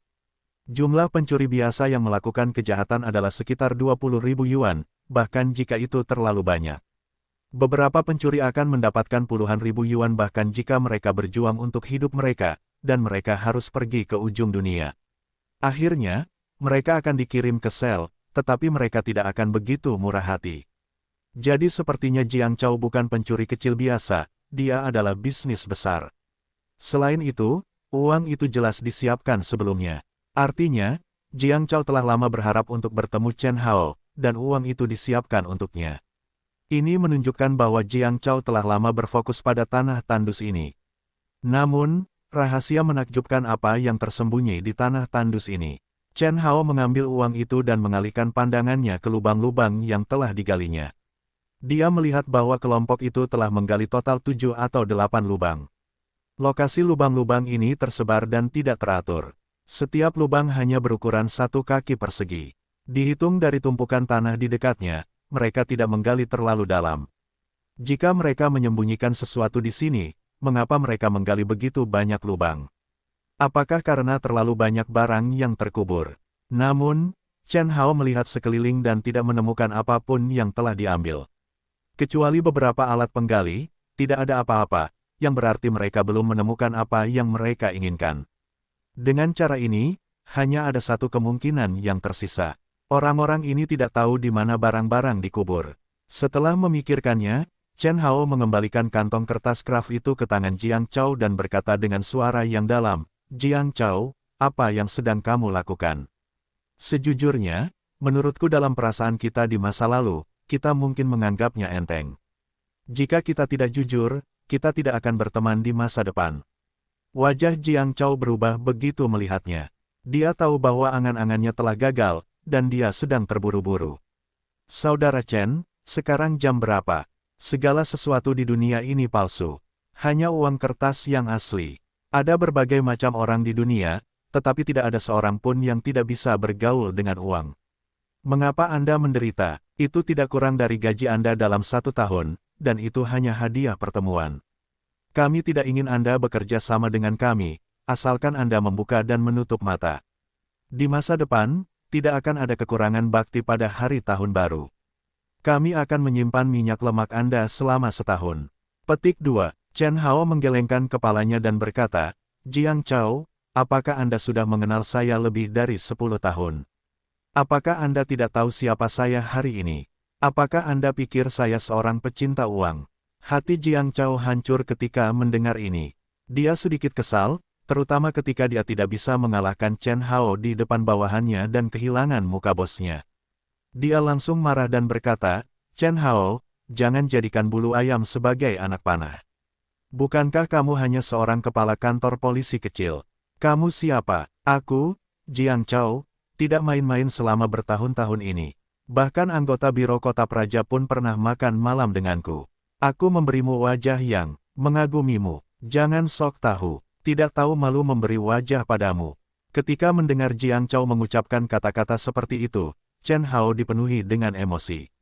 Dia tidak menyangka bahwa mantan teman masa kecilnya adalah orang asing baginya. Dia telah bertindak sejauh itu hingga kehilangan seorang teman lagi. Jika dipikirkan dengan saksama kata-kata Jiang Chao, itu semakin membuktikan bahwa dia bukanlah pencuri kecil biasa. Jika dia tidak menyombongkan diri, dia bisa terlibat dengan direktur, yang berarti dia pasti memiliki dukungan besar di belakangnya, dan dia masih melakukan bisnis besar, yang jelas bukan kegiatan ilegal biasa. Kata-kata Jiang Chao tidak membuat Chen Hao takut, tetapi malah membuatnya keras kepala. Sebaliknya, dia ingin melihat mengapa seorang penjahat berteriak kepada kepala kantor polisi. Chen Hao meremas tongkat di tangannya dan berkata dengan serius, "Jiang Chao, saya Chen Hao, Direktur Kantor Polisi Distrik Jiangbei, Kota Xinhe. Sekarang saya curiga Anda terlibat dalam kegiatan ilegal. Harap segera hentikan kegiatan Anda dan kembali ke kantor polisi bersama saya untuk diselidiki. Jika Anda tidak patuh, Anda akan dianggap melawan penegakan hukum dan kejahatan akan semakin parah." Jiang Chao melihat Chen Hao mengucapkan kata-kata itu dengan suara yang galak. Dia juga tahu bahwa tidak ada ruang untuk bermanuver. Melalui pengamatannya sebelumnya, dia sampai pada kesimpulan bahwa Chen Hao tidak membawa senjata. Jadi Jiang Chao mendengus dan berkata, "Saudara Chen, kata-katamu telah menghancurkan hatiku. Karena kamu begitu tidak patuh dan tidak memberiku muka, jangan salahkan aku karena bersikap kasar." Kemudian dia melambaikan tangan. Orang ini tidak punya senjata. Dia akan pergi bersama. Karena dia tahu, dia tidak bisa pergi hidup-hidup. Chen Hao bahkan lebih terkejut ketika dia mengatakan ini. Jiang Chao tidak setuju dan menginginkan hidupnya. Ini menunjukkan bahwa apa yang dilakukan Jiang Chao benar-benar keji, kalau tidak mereka tidak akan membunuh orang. Mereka yang mendengarkan Moses Chan tanpa senjata, tiba-tiba menjadi sangat berani dan gagah berani, dan datang dengan cangkul dan sekop. Jiang Chao memiliki total 5 orang. Mereka segera mengepung Chen Hao di tengah, dan mereka sangat galak. Dilihat dari semangat membunuh mereka, mereka bukan pencuri kecil biasa. Bagaimana pencuri kecil biasa bisa dengan mudah membunuh orang? Chen Hao dengan cepat menilai bahwa ini adalah sekelompok penjahat yang kejam, dia tidak boleh berhati lembut, dia harus tegas. Kalian menyerang polisi. Itu kejahatan berat. Aku akan memperingatkan kalian untuk terakhir kalinya. Letakkan senjata kalian dan kembali bersamaku untuk penyelidikan, atau kalian akan dihukum lebih berat. Dengan wajah muram, Jiang Chao memarahi, karena kalian telah mencabik-cabik wajah kalian, apa yang kalian takutkan? Ayo kita pergi bersama dan potong-potong dia. Begitu suara itu jatuh, Chen Hao tidak menunggu pihak lain untuk bergerak, dan tongkat di tangannya telah diayunkan keluar. Chen Hao memegang tongkat di kedua tangan dan menusuk dagu seorang pria dengan keras. Rencana ini sangat kuat dan ganas. Lawan sama sekali tidak siap dan langsung dipukul di dagu. Dagu terhubung ke otak kecil di bagian belakang. Otak kecil adalah pusat saraf seluruh tubuh. Begitu terkena dampak, otak kecil akan mengalami syok teknis untuk sementara waktu, dan orang-orang akan pingsan. Jika kekuatannya besar, itu mungkin berakibat fatal. Mata pria itu berbalik, dan tanpa perlawanan apapun, dia mendengus dan jatuh ke tanah, berbusa dan tidak sadarkan diri. Begitu dia meletakkannya, Chen Hao sama sekali tidak merasa senang. Dia tahu bahwa momen hidup dan mati ini tidak dapat ditunda sedetik pun. Sementara yang lain tercengang, dalam sedetik yang begitu singkat, dia meraung, melambaikan tongkatnya dan menyapu. Kekuatannya luar biasa. Kedua pria di depan Chen Hao terkejut dan dengan cepat mundur. Ini adalah naluri tubuh ketika diserang. Mereka menghindar. Ketika orang yang tidak terlatih tiba-tiba diserang, reaksi pertamanya adalah menghindar, bukan melawan, hanya pegulat yang terlatih secara profesional yang dapat tetap tenang dan memberikan jawaban dalam kasus ini. Kedua pria itu jelas bukan ahli, jadi mereka dipaksa mundur oleh Chen Hao. Pengepungan itu segera ditembus, dan Chen Hao bergegas keluar dari pengepungan. Siapapun yang berpengalaman dalam pertempuran tahu bahwa yang terpenting adalah melindungi punggung sendiri saat jumlah musuh lebih sedikit dan lebih banyak musuh. Jika satu orang memukul beberapa orang, lebih baik punggung menempel ke dinding, sehingga tidak perlu khawatir tentang serangan diam-diam dari belakang. Dan yang paling tabu adalah Anda terjebak di depan, belakang, kiri dan kanan. Tidak peduli seberapa bagus keterampilan Anda akan kehilangan 2 tinju menjadi 4 tangan, kecuali jika Anda adalah ahli wulin legendaris. Setelah bergegas keluar dari kandang tas, Chen Hao berlari ke arah pohon besar, mengeluarkan korek api di sakunya, menyalakan guntur babi hutan di tangannya, dan melemparkannya ke belakangnya. Para pengejar di belakang mereka melihat sesuatu terbang di atas dan secara tidak sadar menghindar untuk sementara waktu. Kemudian mereka melihat api yang indah meledak di tanah dan suara yang memekakkan telinga bergema di langit malam. Ketiga orang yang mengejar Chen Hao tidak menyangka bahwa itu adalah suara guntur babi hutan. Tiba-tiba, suara guntur babi hutan meledak di kaki mereka. Kekuatan ledakan itu belum lagi. Gelombang kejut dan puing-puing menyebabkan kaki mereka sakit dan menjerit. Terlebih lagi, suara keras itu menghancurkan hati mereka dan membuat mereka ketakutan. Seperti kata pepatah, pencuri memiliki hati nurani yang bersalah. Semua orang yang melakukan hal-hal buruk takut diketahui, jadi mereka diam saja ketika melakukan hal-hal buruk, karena takut membuat sedikit suara. Yang paling mereka takutkan adalah suara yang begitu keras. Jiang Chao juga terkejut. Wajahnya pucat dan dia berteriak, itu hanya pertempuran artileri. Jangan takut, kejar dia dengan cepat dan jangan biarkan dia lari. Chen Hao mencibir, Lao Su tidak akan melarikan diri, ini disebut transfer strategis. Dalam sekejap, Chen Hao berlari ke pohon besar dan menggunakan kedua tangan dan kakinya. Dia memanjat batang pohon besar dan berada lebih dari 4 meter di atas tanah. Dia melihat ke bawah ke orang-orang di bawah. Sekarang Chen Hao berada di pohon besar. Dialah satu-satunya yang dapat menangani semuanya. Orang lain ingin naik ke pohon dan menangkapnya. Namun, di bawah ancaman tongkat, tidak ada yang berani memanjat. Mereka hanya dapat membentuk jalan buntu. Ketika Chen Hao aman untuk sementara waktu, dia mengeluarkan 2 ranjau babi hutan yang tersisa, menyalakannya dan melemparkannya ke udara, sambil berteriak, semua orang siap buang air kecil. Kedua babi hutan itu bergemuruh hingga ketinggian lebih dari 10 meter dan meledak dengan ganas. Suaranya sangat keras di langit malam yang terbuka dan tenang. Jaraknya 7 atau 8 mil, dan semua anjing di desa terdekat menggonggong dengan liar. 3 babi hutan bergemuruh di langit malam yang tenang, menggetarkan bumi dan segera membangunkan semua orang yang sedang tidur di desa terdekat. Anjing-anjing di dekatnya menggonggong dan lampu-lampu di rumah-rumah di sekitarnya menyala. Begitu melihat ini, Jiang Chao segera berkata dengan cemas, cepat turunkan dia, tangani pelariannya, dan jangan biarkan dia merusak urusan kita. Namun, Chen Hao memegang tongkat di pohon, dan tidak ada yang berani naik untuk menangkap orang. Siapapun yang naik akan diserang tanpa ampun oleh tongkat itu. Aku akan memberinya 200.000 yuan jika kamu naik dan mengurusnya. Ketika Jiang Chao melihat semakin banyak lampu di sekelilingnya, dia menjadi semakin cemas.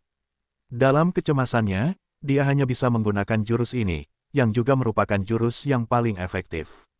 Begitu mereka mendengar bahwa ada hadiah yang begitu besar, keempat orang yang tersisa langsung bersemangat. 200.000 yuan adalah kekayaan yang sangat besar bagi mereka yang sedang menjalankan tugas. Seperti kata pepatah, pasti ada orang yang berani di bawah hadiah yang besar, yang langsung berlaku. Demi memperebutkan hadiah besar, keempat pria itu berebut memanjat pohon satu persatu, tanpa menghiraukan tongkat Chen Hao. Chen Hao mengerutkan kening dan melihat orang-orang ini bergegas mendekat. Dia tersenyum dingin dan tidak menghentikannya. Dia hanya memilih posisi bertahan yang baik dan menunggu mereka muncul. Dalam waktu kurang dari 1 menit, keempatnya memanjat pohon dan mencondongkan tubuh ke arah Chen Hao satu persatu. Pada saat ini, Chen Hao menunggu lama dan memukul pria di depan dengan tongkat. Pria itu berada di pohon dan kakinya tidak stabil. Setelah diserang, dia melambaikan tangannya dengan tergesa-gesa untuk menjaga keseimbangannya, tetapi dia terkena tongkat kayu di pinggangnya. Sambil berteriak, dia jatuh ke tanah dan jatuh ke kotoran anjing. Ketiga yang tersisa melihat bahwa meskipun mereka panik, mereka tetap tidak berhenti dan terus mendorong ke arah Chen Hao. Chen Hao tidak kenal ampun. Dia telah menempati posisi yang menguntungkan. Dia melambaikan tongkat di tangannya dan segera menjatuhkan ketiganya. Setelah terluka oleh Chen Hao, semua orang ini memamerkan gigi mereka dan jatuh ke tanah sambil menangis dengan sedih.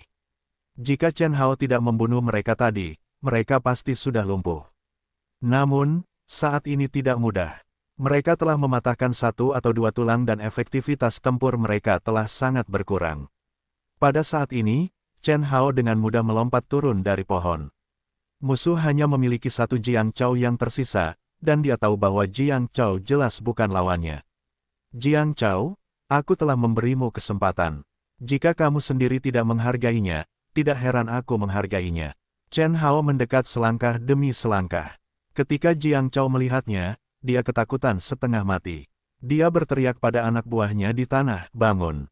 Kecuali jika Anda ingin mati di sini. Tampaknya mengingatkan orang-orang itu bahwa mereka harus menahan rasa sakit dan memanjat dari tanah, dan mereka membuang sekop dan cangkul di tangan mereka, dan mencabut belati dingin dari belakang. Orang-orang ini membawa senjata mematikan, yang selanjutnya menunjukkan bahwa mereka bukan pencuri biasa. Chen Hao menghiburnya dan berkata sambil tersenyum, Jiang Chao, kamu benar-benar menarik. Aku sudah bertahun-tahun tidak bertemu denganmu, dan kamu telah memberiku hadiah yang begitu besar begitu kita bertemu. Aku ingin mengucapkan terima kasih banyak. Kasus ini terlihat sangat besar. Jiang Chao juga menunjukkan wajahnya yang garang. Dia mengeluarkan pistol bola baja dari belakang dan mengarahkan moncongnya ke kepala Chen Hao. Awalnya, aku ingin memberimu cara untuk menghasilkan uang, tetapi kamu tidak tahu keadaan terkini. Tidak mungkin, orang tua, aku hanya bisa memberimu jalan buntu. Meskipun Chen Hao tidak takut dengan belati dan pisau di tangan orang-orang ini, senjata bola baja itu tidak dapat diabaikan, meskipun itu bukan senjata sungguhan, tetapi daya mematikan senjata angin bertekanan tinggi dalam jarak dekat sudah cukup untuk membunuh orang. Jiang Chao, kamu diambang kematian. Kamu membeli dan menyembunyikan senjata secara ilegal, dan mengancam serta menyerang petugas polisi dengan senjata. Dengan ini, kamu akan dipenjara sampai kamu berusia 40 tahun. Sebenarnya, Jiang Chao sangat tahu bahwa membunuh seorang kepala kantor polisi jelas bukan masalah kecil. Tidak peduli seberapa keras dukungan di belakangnya, membunuh seorang petugas polisi adalah kejahatan yang tidak dapat dimaafkan. Begitu masalah itu terungkap, tidak ada yang bisa menyelamatkan hidupnya. Jadi meskipun Jiang Chao membidik dahi Chen Hao, dia tidak berani menembak dengan mudah. Dia hanya memikirkan tindakan balasan dengan mata yang tidak yakin. Haruskah dia menembak atau tidak? Jika dia tidak menembak, akan sangat sulit baginya untuk menjauh dari Chen Hao hari ini. Tetapi jika dia melakukannya, dia akan menginjakkan kaki di jalan yang tidak bisa kembali. Sisa hidupnya akan hancur. Jangan dorong aku. Chen Hao Jiang Chao meraung. Pada saat ini, dia mulai kehilangan akal sehatnya. Orang bisa melakukan apa saja saat mereka gugup. Melihat histeria Jiang Chao saat ini, Chen Hao tidak berani mendekat lagi. Dia hanya berkata, masih terlalu terlambat untuk kembali. Aku akan memberimu satu kesempatan terakhir untuk meletakkan senjatamu dan mengikutiku. Jiang Chao tersenyum kecut dan berkata, semuanya sudah sampai pada titik ini. Apakah aku punya jalan kembali? Apakah kamu bercanda? Singkatnya, kamu adalah seorang prajurit dan aku adalah seorang bandit. Kita tidak berada di jalan yang sama. Kamu mati atau aku mati. Setelah mengatakan ini, matanya menjadi ganas dan seluruh tubuhnya dalam suasana hati yang mengerikan. Dia akan melakukannya. Pada saat ini, aku mendengar ledakan suara tidak jauh dari sana. Sebuah suara nyaring berteriak, itu seperti gunung di belakang keluarga Chen.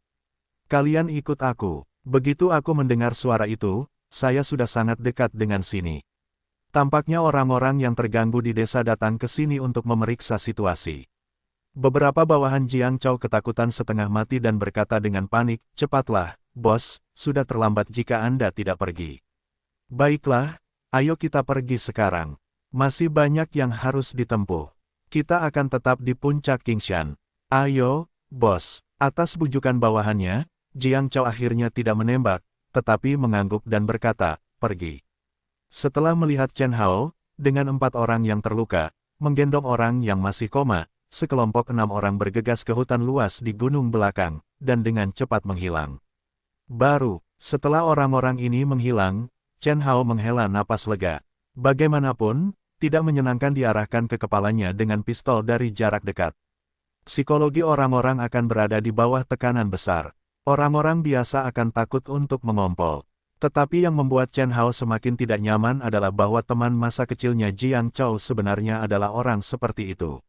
Setelah malam ini, dia kehilangan teman lainnya, dan sejak saat itu, dia dan Jiang Chao adalah musuh. Setelah beberapa saat, mereka segera melihat seorang pria besar dengan 7 atau 8 pemuda datang sambil membawa senter dan tongkat. Ketika mereka melihat Chen Hao, mereka tahu apa yang pasti terjadi di sini dan bertanya tentang situasi satu demi satu. Chen Hao mengatakan situasinya dengan sederhana, menunjuk ke lubang-lubang di tanah dan bertanya, apakah kamu tahu untuk apa lubang-lubang ini? Pria yang memimpin adalah Jiang Saner. Setelah mengamati dengan saksama, dia mengangguk dan berkata, jika benar-benar di sini, sepertinya Jiang Chao pasti kembali untuk pernyataan itu. Chen Hao tercengang. Dia tahu bahwa Jiang Saner pasti tahu sesuatu, jadi dia membubarkan yang lain dan mengundang Jiang Saner ke rumahnya untuk mengobrol. Setelah kembali ke rumah Chen Hao, dia mengangkat kompor, minum beberapa cangkir air panas dan menghangatkan diri. Chen Hao bertanya tentang Jiang Chao dan gua-gua itu.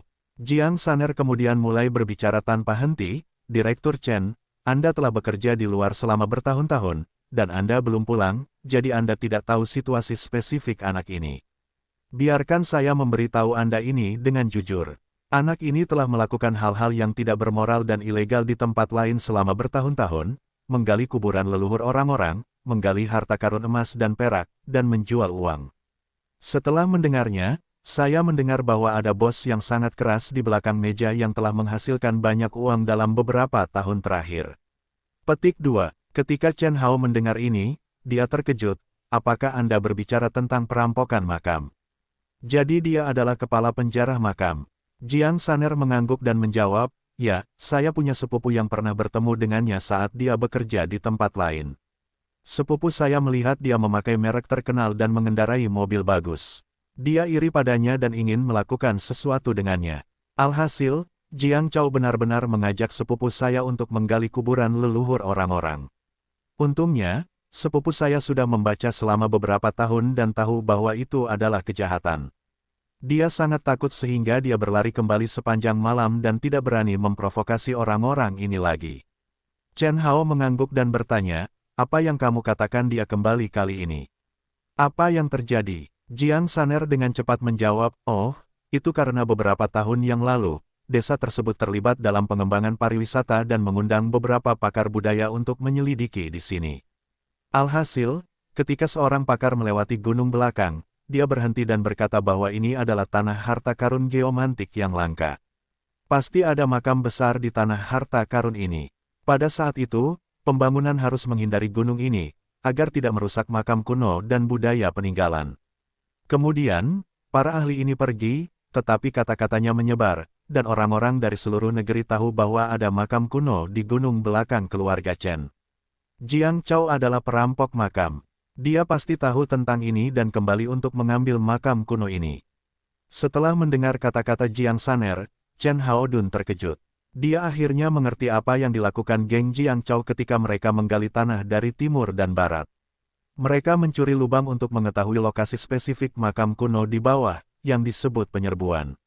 Tidak pernah terpikir oleh Chen Hao dan Wan Wan bahwa setelah beberapa tahun absen, Jiang Chao telah diturunkan menjadi kepala kelompok perampok makam, dan dia juga fokus pada gunung tandus di belakang rumah mereka. Jadi, alasan mengapa Jiang Chao menghasut Tuipi untuk membeli pangkalan Chen Jiashai adalah karena dia tidak mabuk, tetapi makam kuno yang terkubur di bawah gunung tandus. Setelah mendengarkan perkataan Jiang Saner, Chen Hao langsung mengerti semua ini. Ternyata tujuan Jiang Chao kembali ke kampung halamannya adalah untuk makam kuno di tanah tandus di belakang bukit milik keluarganya. Sebelumnya, dia menghasut Yupi untuk membeli rumah mereka, tetapi sebenarnya, tujuannya adalah makam kuno. Setelah Chen Hao menolak, mereka langsung memulai perjalanan ke belakang bukit. Setelah Chen Hao bertanya tentang Jiang Chao, dia menyuruh Jiang Saner pulang dan menyuruhnya untuk tidak menceritakannya untuk sementara waktu. Sekarang sudah hampir hari tahun baru, jadi semua orang bisa bersenang-senang. Setelah Jiang Saner pergi, Chen Hao duduk di depan api unggun dan mengira bahwa gunung belakang adalah hutan yang luas. Ketika Jiang Chao melarikan diri, mereka tidak berlari ke arah jalan, sebaliknya, mereka bersembunyi di hutan. Bukankah mereka memaksakan diri untuk mati? Sekarang gunung itu tertutup salju. Selama polisi mengepung gunung dan mengatur orang untuk melakukan pencarian karpet, mereka tidak akan punya jalan keluar. Mengapa tidak mengambil jalan untuk melarikan diri, tetapi bersembunyi di hutan? Kecuali hanya ada satu kemungkinan, yaitu Jiang Chao, mereka punya benteng di hutan. Kita harus tahu bahwa geng perampok makam tidak lebih baik dari geng kriminal biasa, seperti geng perampok dan geng pencurian. Kejahatan mereka acak dan berpindah-pindah. Mereka pada dasarnya mencuri di mana saja dan merampok di mana saja. Tidak ada rencana yang ketat. Namun perampokan makam berbeda. Ini adalah keterampilan dengan sangat hati-hati. Ini bukan tentang menggali di mana saja Anda pergi. Itu harus berupa makam besar dengan usia tertentu agar layak dilakukan. Untuk mencuri makam besar, hal pertama yang harus dilakukan adalah menyelidiki lokasi pada tahap awal, yang merupakan pekerjaan yang sangat teliti. Perampok makam harus mencari tahu situasi spesifik, apakah ada makam, di mana makam itu berada, dan mencari tahu ini sebelum mereka dapat memulai, agar tidak berakhir sia-sia.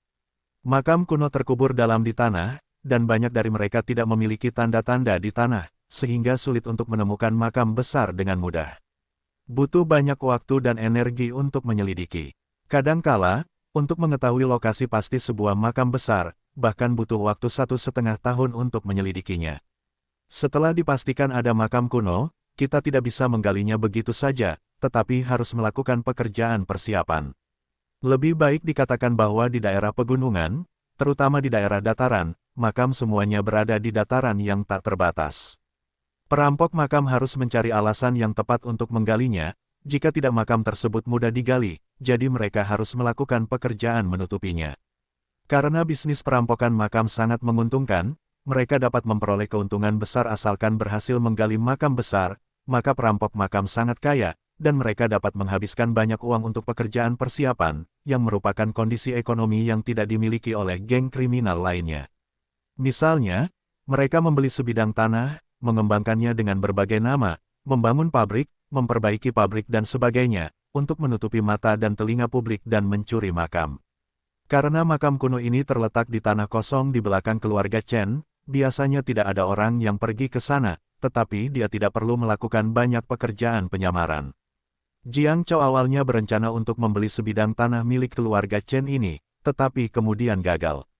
Jadi rencana mereka yang paling mungkin adalah membangun benteng di hutan di belakang keluarga Chen, dan tidak jauh dari makam kuno, bersembunyi di hutan. Di tengah malam, mereka menyelinap keluar untuk menggali lubang. Setelah memikirkannya selama setengah hari, Chen Hao berpikir bahwa ini adalah yang paling memungkinkan. Jiang Chao dan keluarganya kemungkinan besar memiliki tempat persembunyian di hutan. Cara termudah untuk menemukan para perampok makam ini adalah dengan mencari di hutan di gunung belakang. Namun, menjelang tahun baru, desa itu penuh dengan pencuri kecil. Polisi di kantor polisi berpatroli di semua desa, dan ada kekurangan tenaga kerja yang serius. Jika mereka mengorganisasi massa, mereka semua akan berkumpul kembali dengan keluarga mereka selama festival musim semi. Tidak mudah untuk mengumpulkan massa. Setelah memikirkannya, Chen Hao merasa bahwa dia harus naik gunung untuk menemukan mereka. Setelah membuat keputusan ini, Chen Hao mematikan lampu dan pergi tidur. Keesokan harinya, pada tanggal 25 Desember dini hari, Chen Hao bergegas ke kantor polisi. Dia membuat laporan, mengambil pistol dan peluru, dan bergegas pulang. Pengalaman tadi malam membuat Chen Hao menyadari bahwa tanpa senjata, sangat sulit untuk melawan para perampok makam pemberani ini. Dia harus memiliki senjata. Setelah sarapan, Chen Hao pergi ke Haosan sendirian dengan pistol dan los. Ketika dia tiba di Haosan, Chen Hao membawa los ke tempat dia menggali tadi malam. Dia yakin masih ada bau Jiang Chao dan yang lainnya. Selama los bisa membedakan bau orang-orang ini, dia bisa melacak keberadaan mereka. Chen Hao meminjamnya dari seorang pemburu tua di desa. Meskipun itu hanya anjing lokal, itu adalah anjing pemburu yang sangat baik dengan sejarah panjang dalam bertarung dan terlatih dengan baik. Setelah mencium lingkaran besar di sekitar gua, dia menggonggong dengan penuh semangat ke arah hutan. Chen Hao menepuk kepala anjingnya dan mengarahkannya untuk memimpin jalan. Satu orang dan satu anjing naik gunung seperti ini. Di bawah pimpinan Los, Chen Hao berjalan kaki sampai ke pegunungan. Harus dikatakan bahwa Los benar-benar hebat.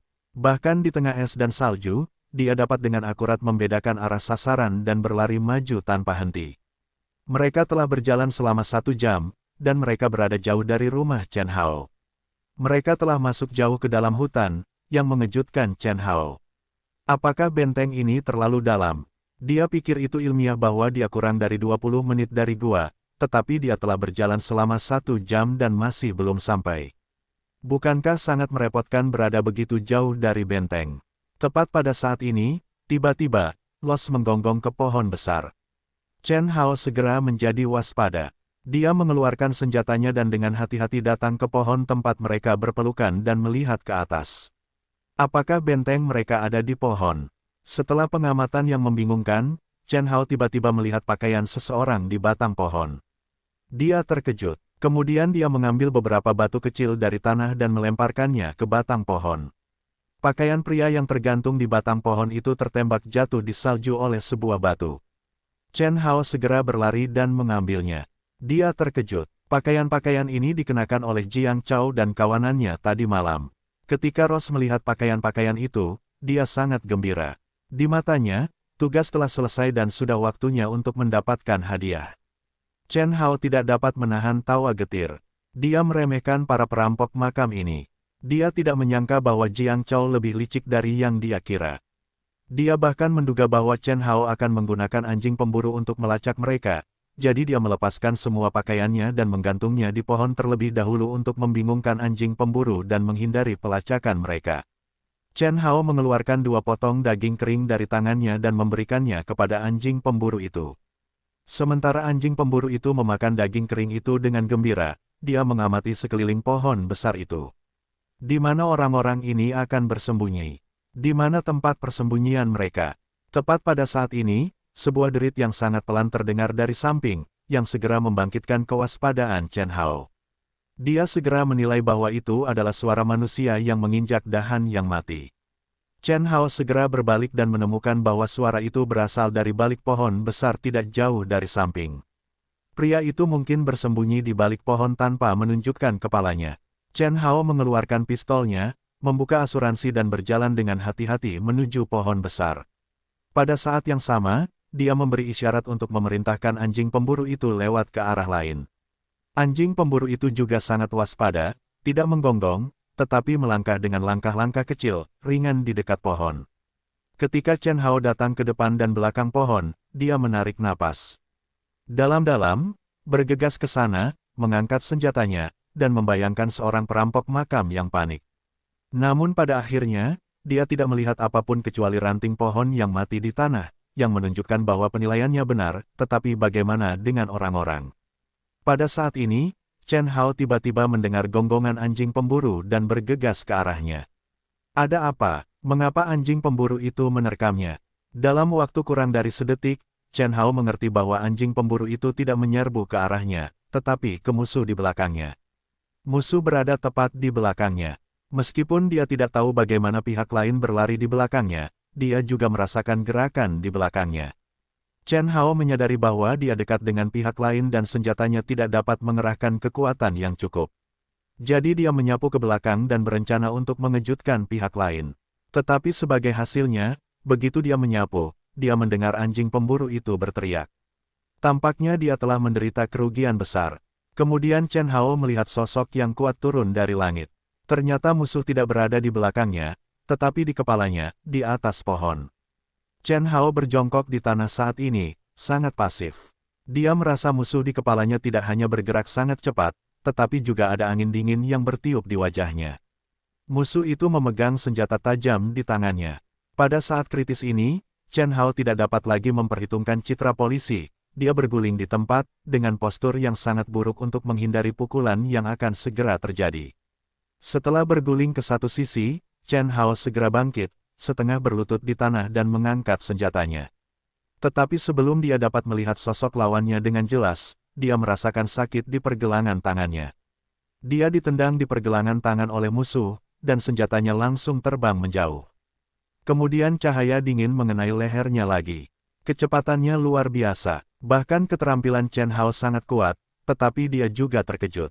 Chen Hao dengan cepat mengecilkan lehernya dan bersandar untuk menghindari pisau yang mematikan itu.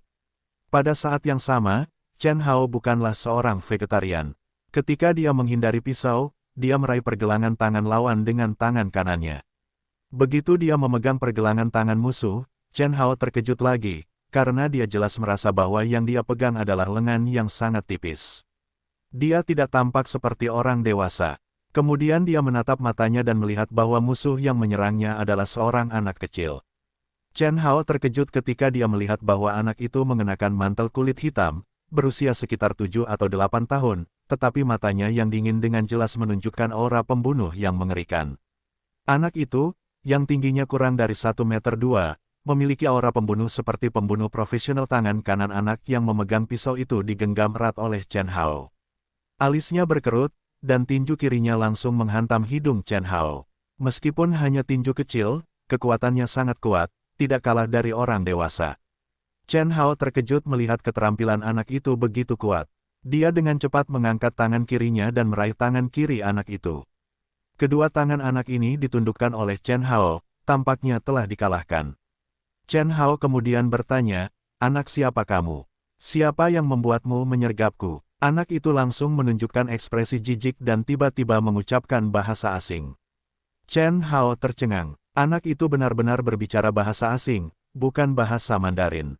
Bukankah dia orang Mandarin? Saat ini, ketika dia melihat dengan saksama, dia menemukan bahwa meskipun anak laki-laki itu berambut hitam, pupil matanya berwarna hijau muda. Dia jelas-jelas ras Eropa dan Amerika, atau setidaknya ras campuran. Saat ini, anak itu tiba-tiba menunjukkan senyum sinis. Begitu kakinya ditekuk, dia segera mengangkat kaki kanannya ke atas dan menendang dagu Chen Hao dengan angin dingin. Chen Hao segera menyadari bahwa kaki anak itu juga memiliki benda tajam. Kaki ini harus dihindari, atau dia akan terpotong oleh senjata tajam.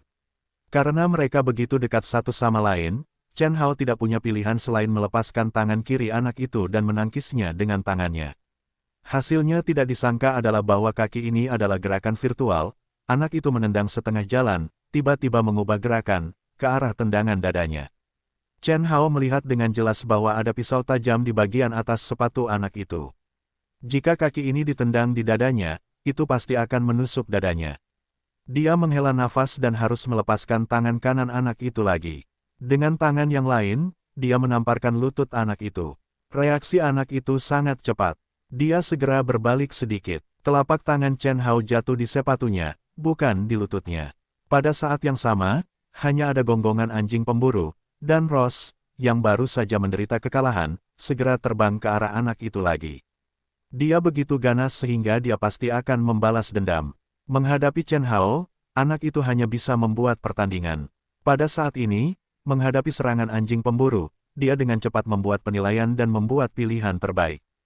Jadi anak itu meninggalkan Chen Hao, berguling di tempat, menghindari serangan los, dan dengan cepat berlari ke kejauhan. Chen Hao segera bangkit dan ingin mengejarnya, tetapi dia melihat pemandangan yang luar biasa. Saat dia berlari, dia melemparkan gulungan kawat baja dari tangannya. Ada anak panah di kepala kawat baja, yang mengenai batang pohon besar. Begitu anak itu menarik kawat baja itu segera meregang. Dengan bantuan kawat baja, dia mengambil beberapa langkah seperti burung layang-layang ringan.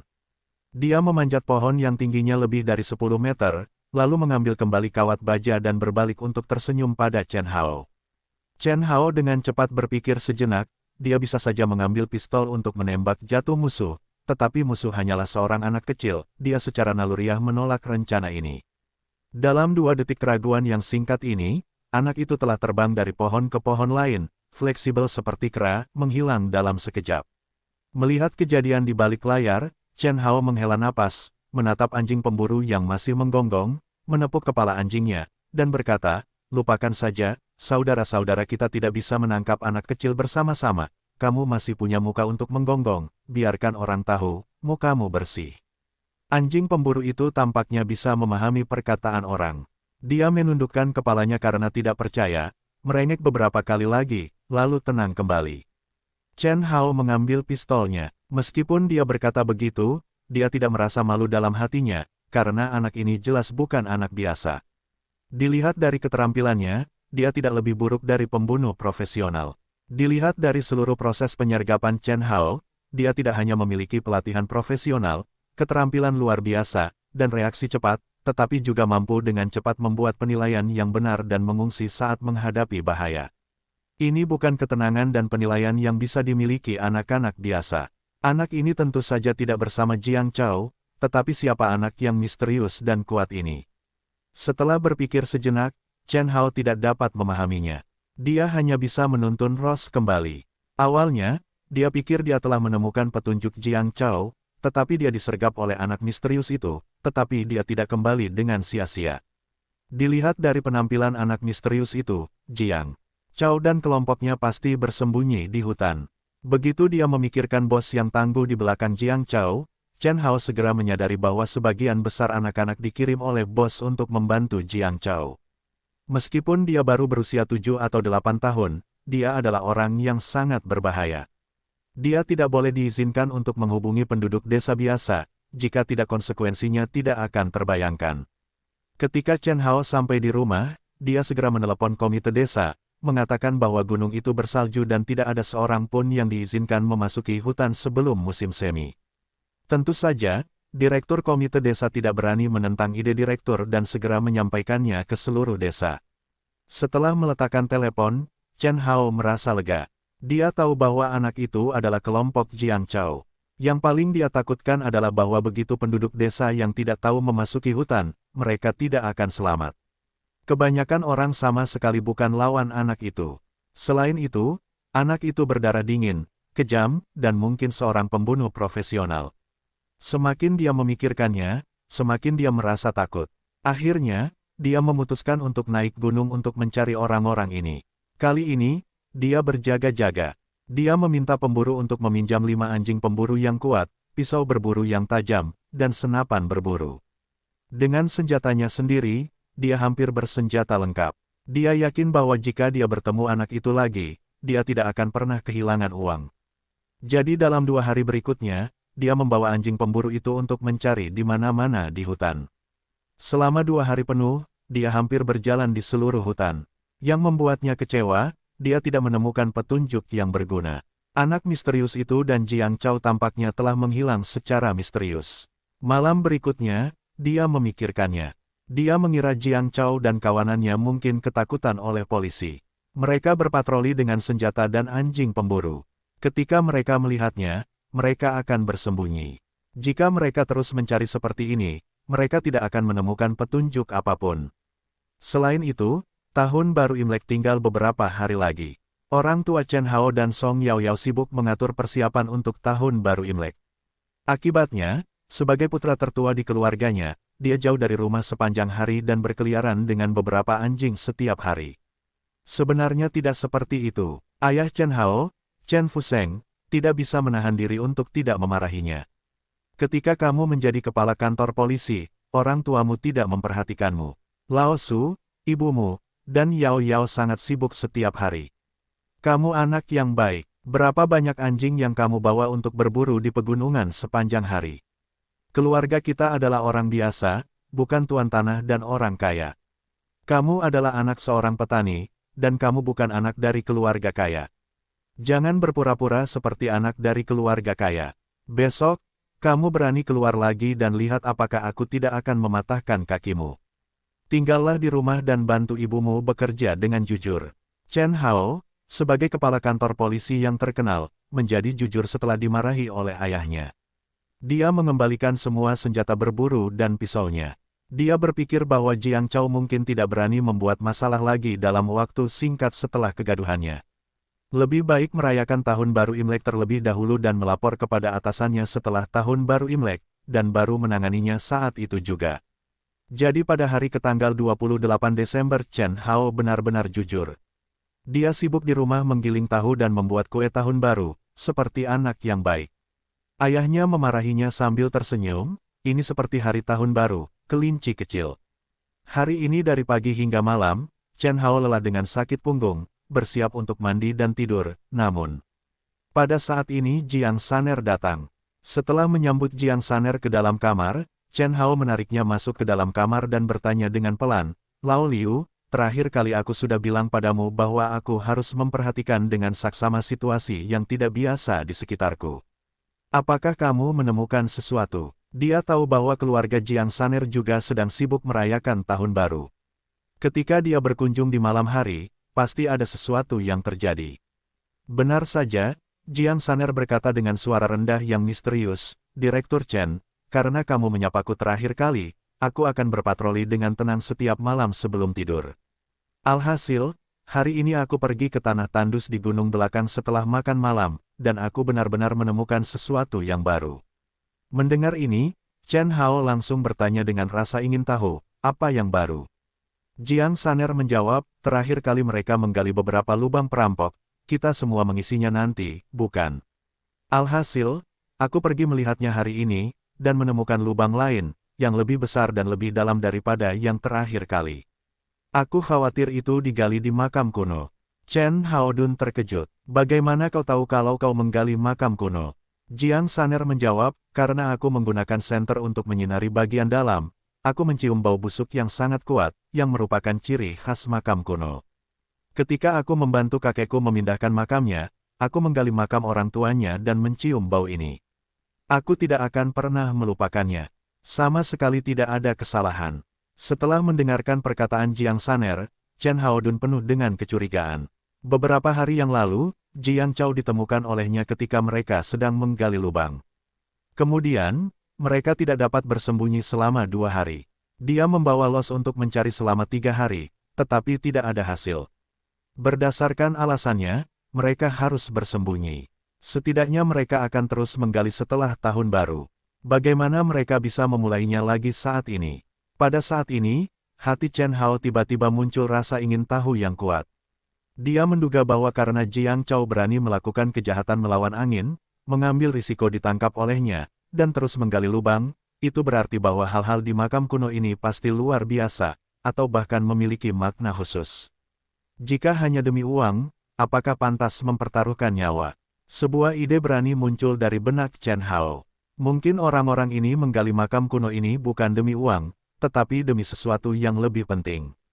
Chen Hao menatap cahaya bulan di luar jendela, menepuk meja, dan berkata, "Ayo, kita pergi ke makam dan melihat-lihat."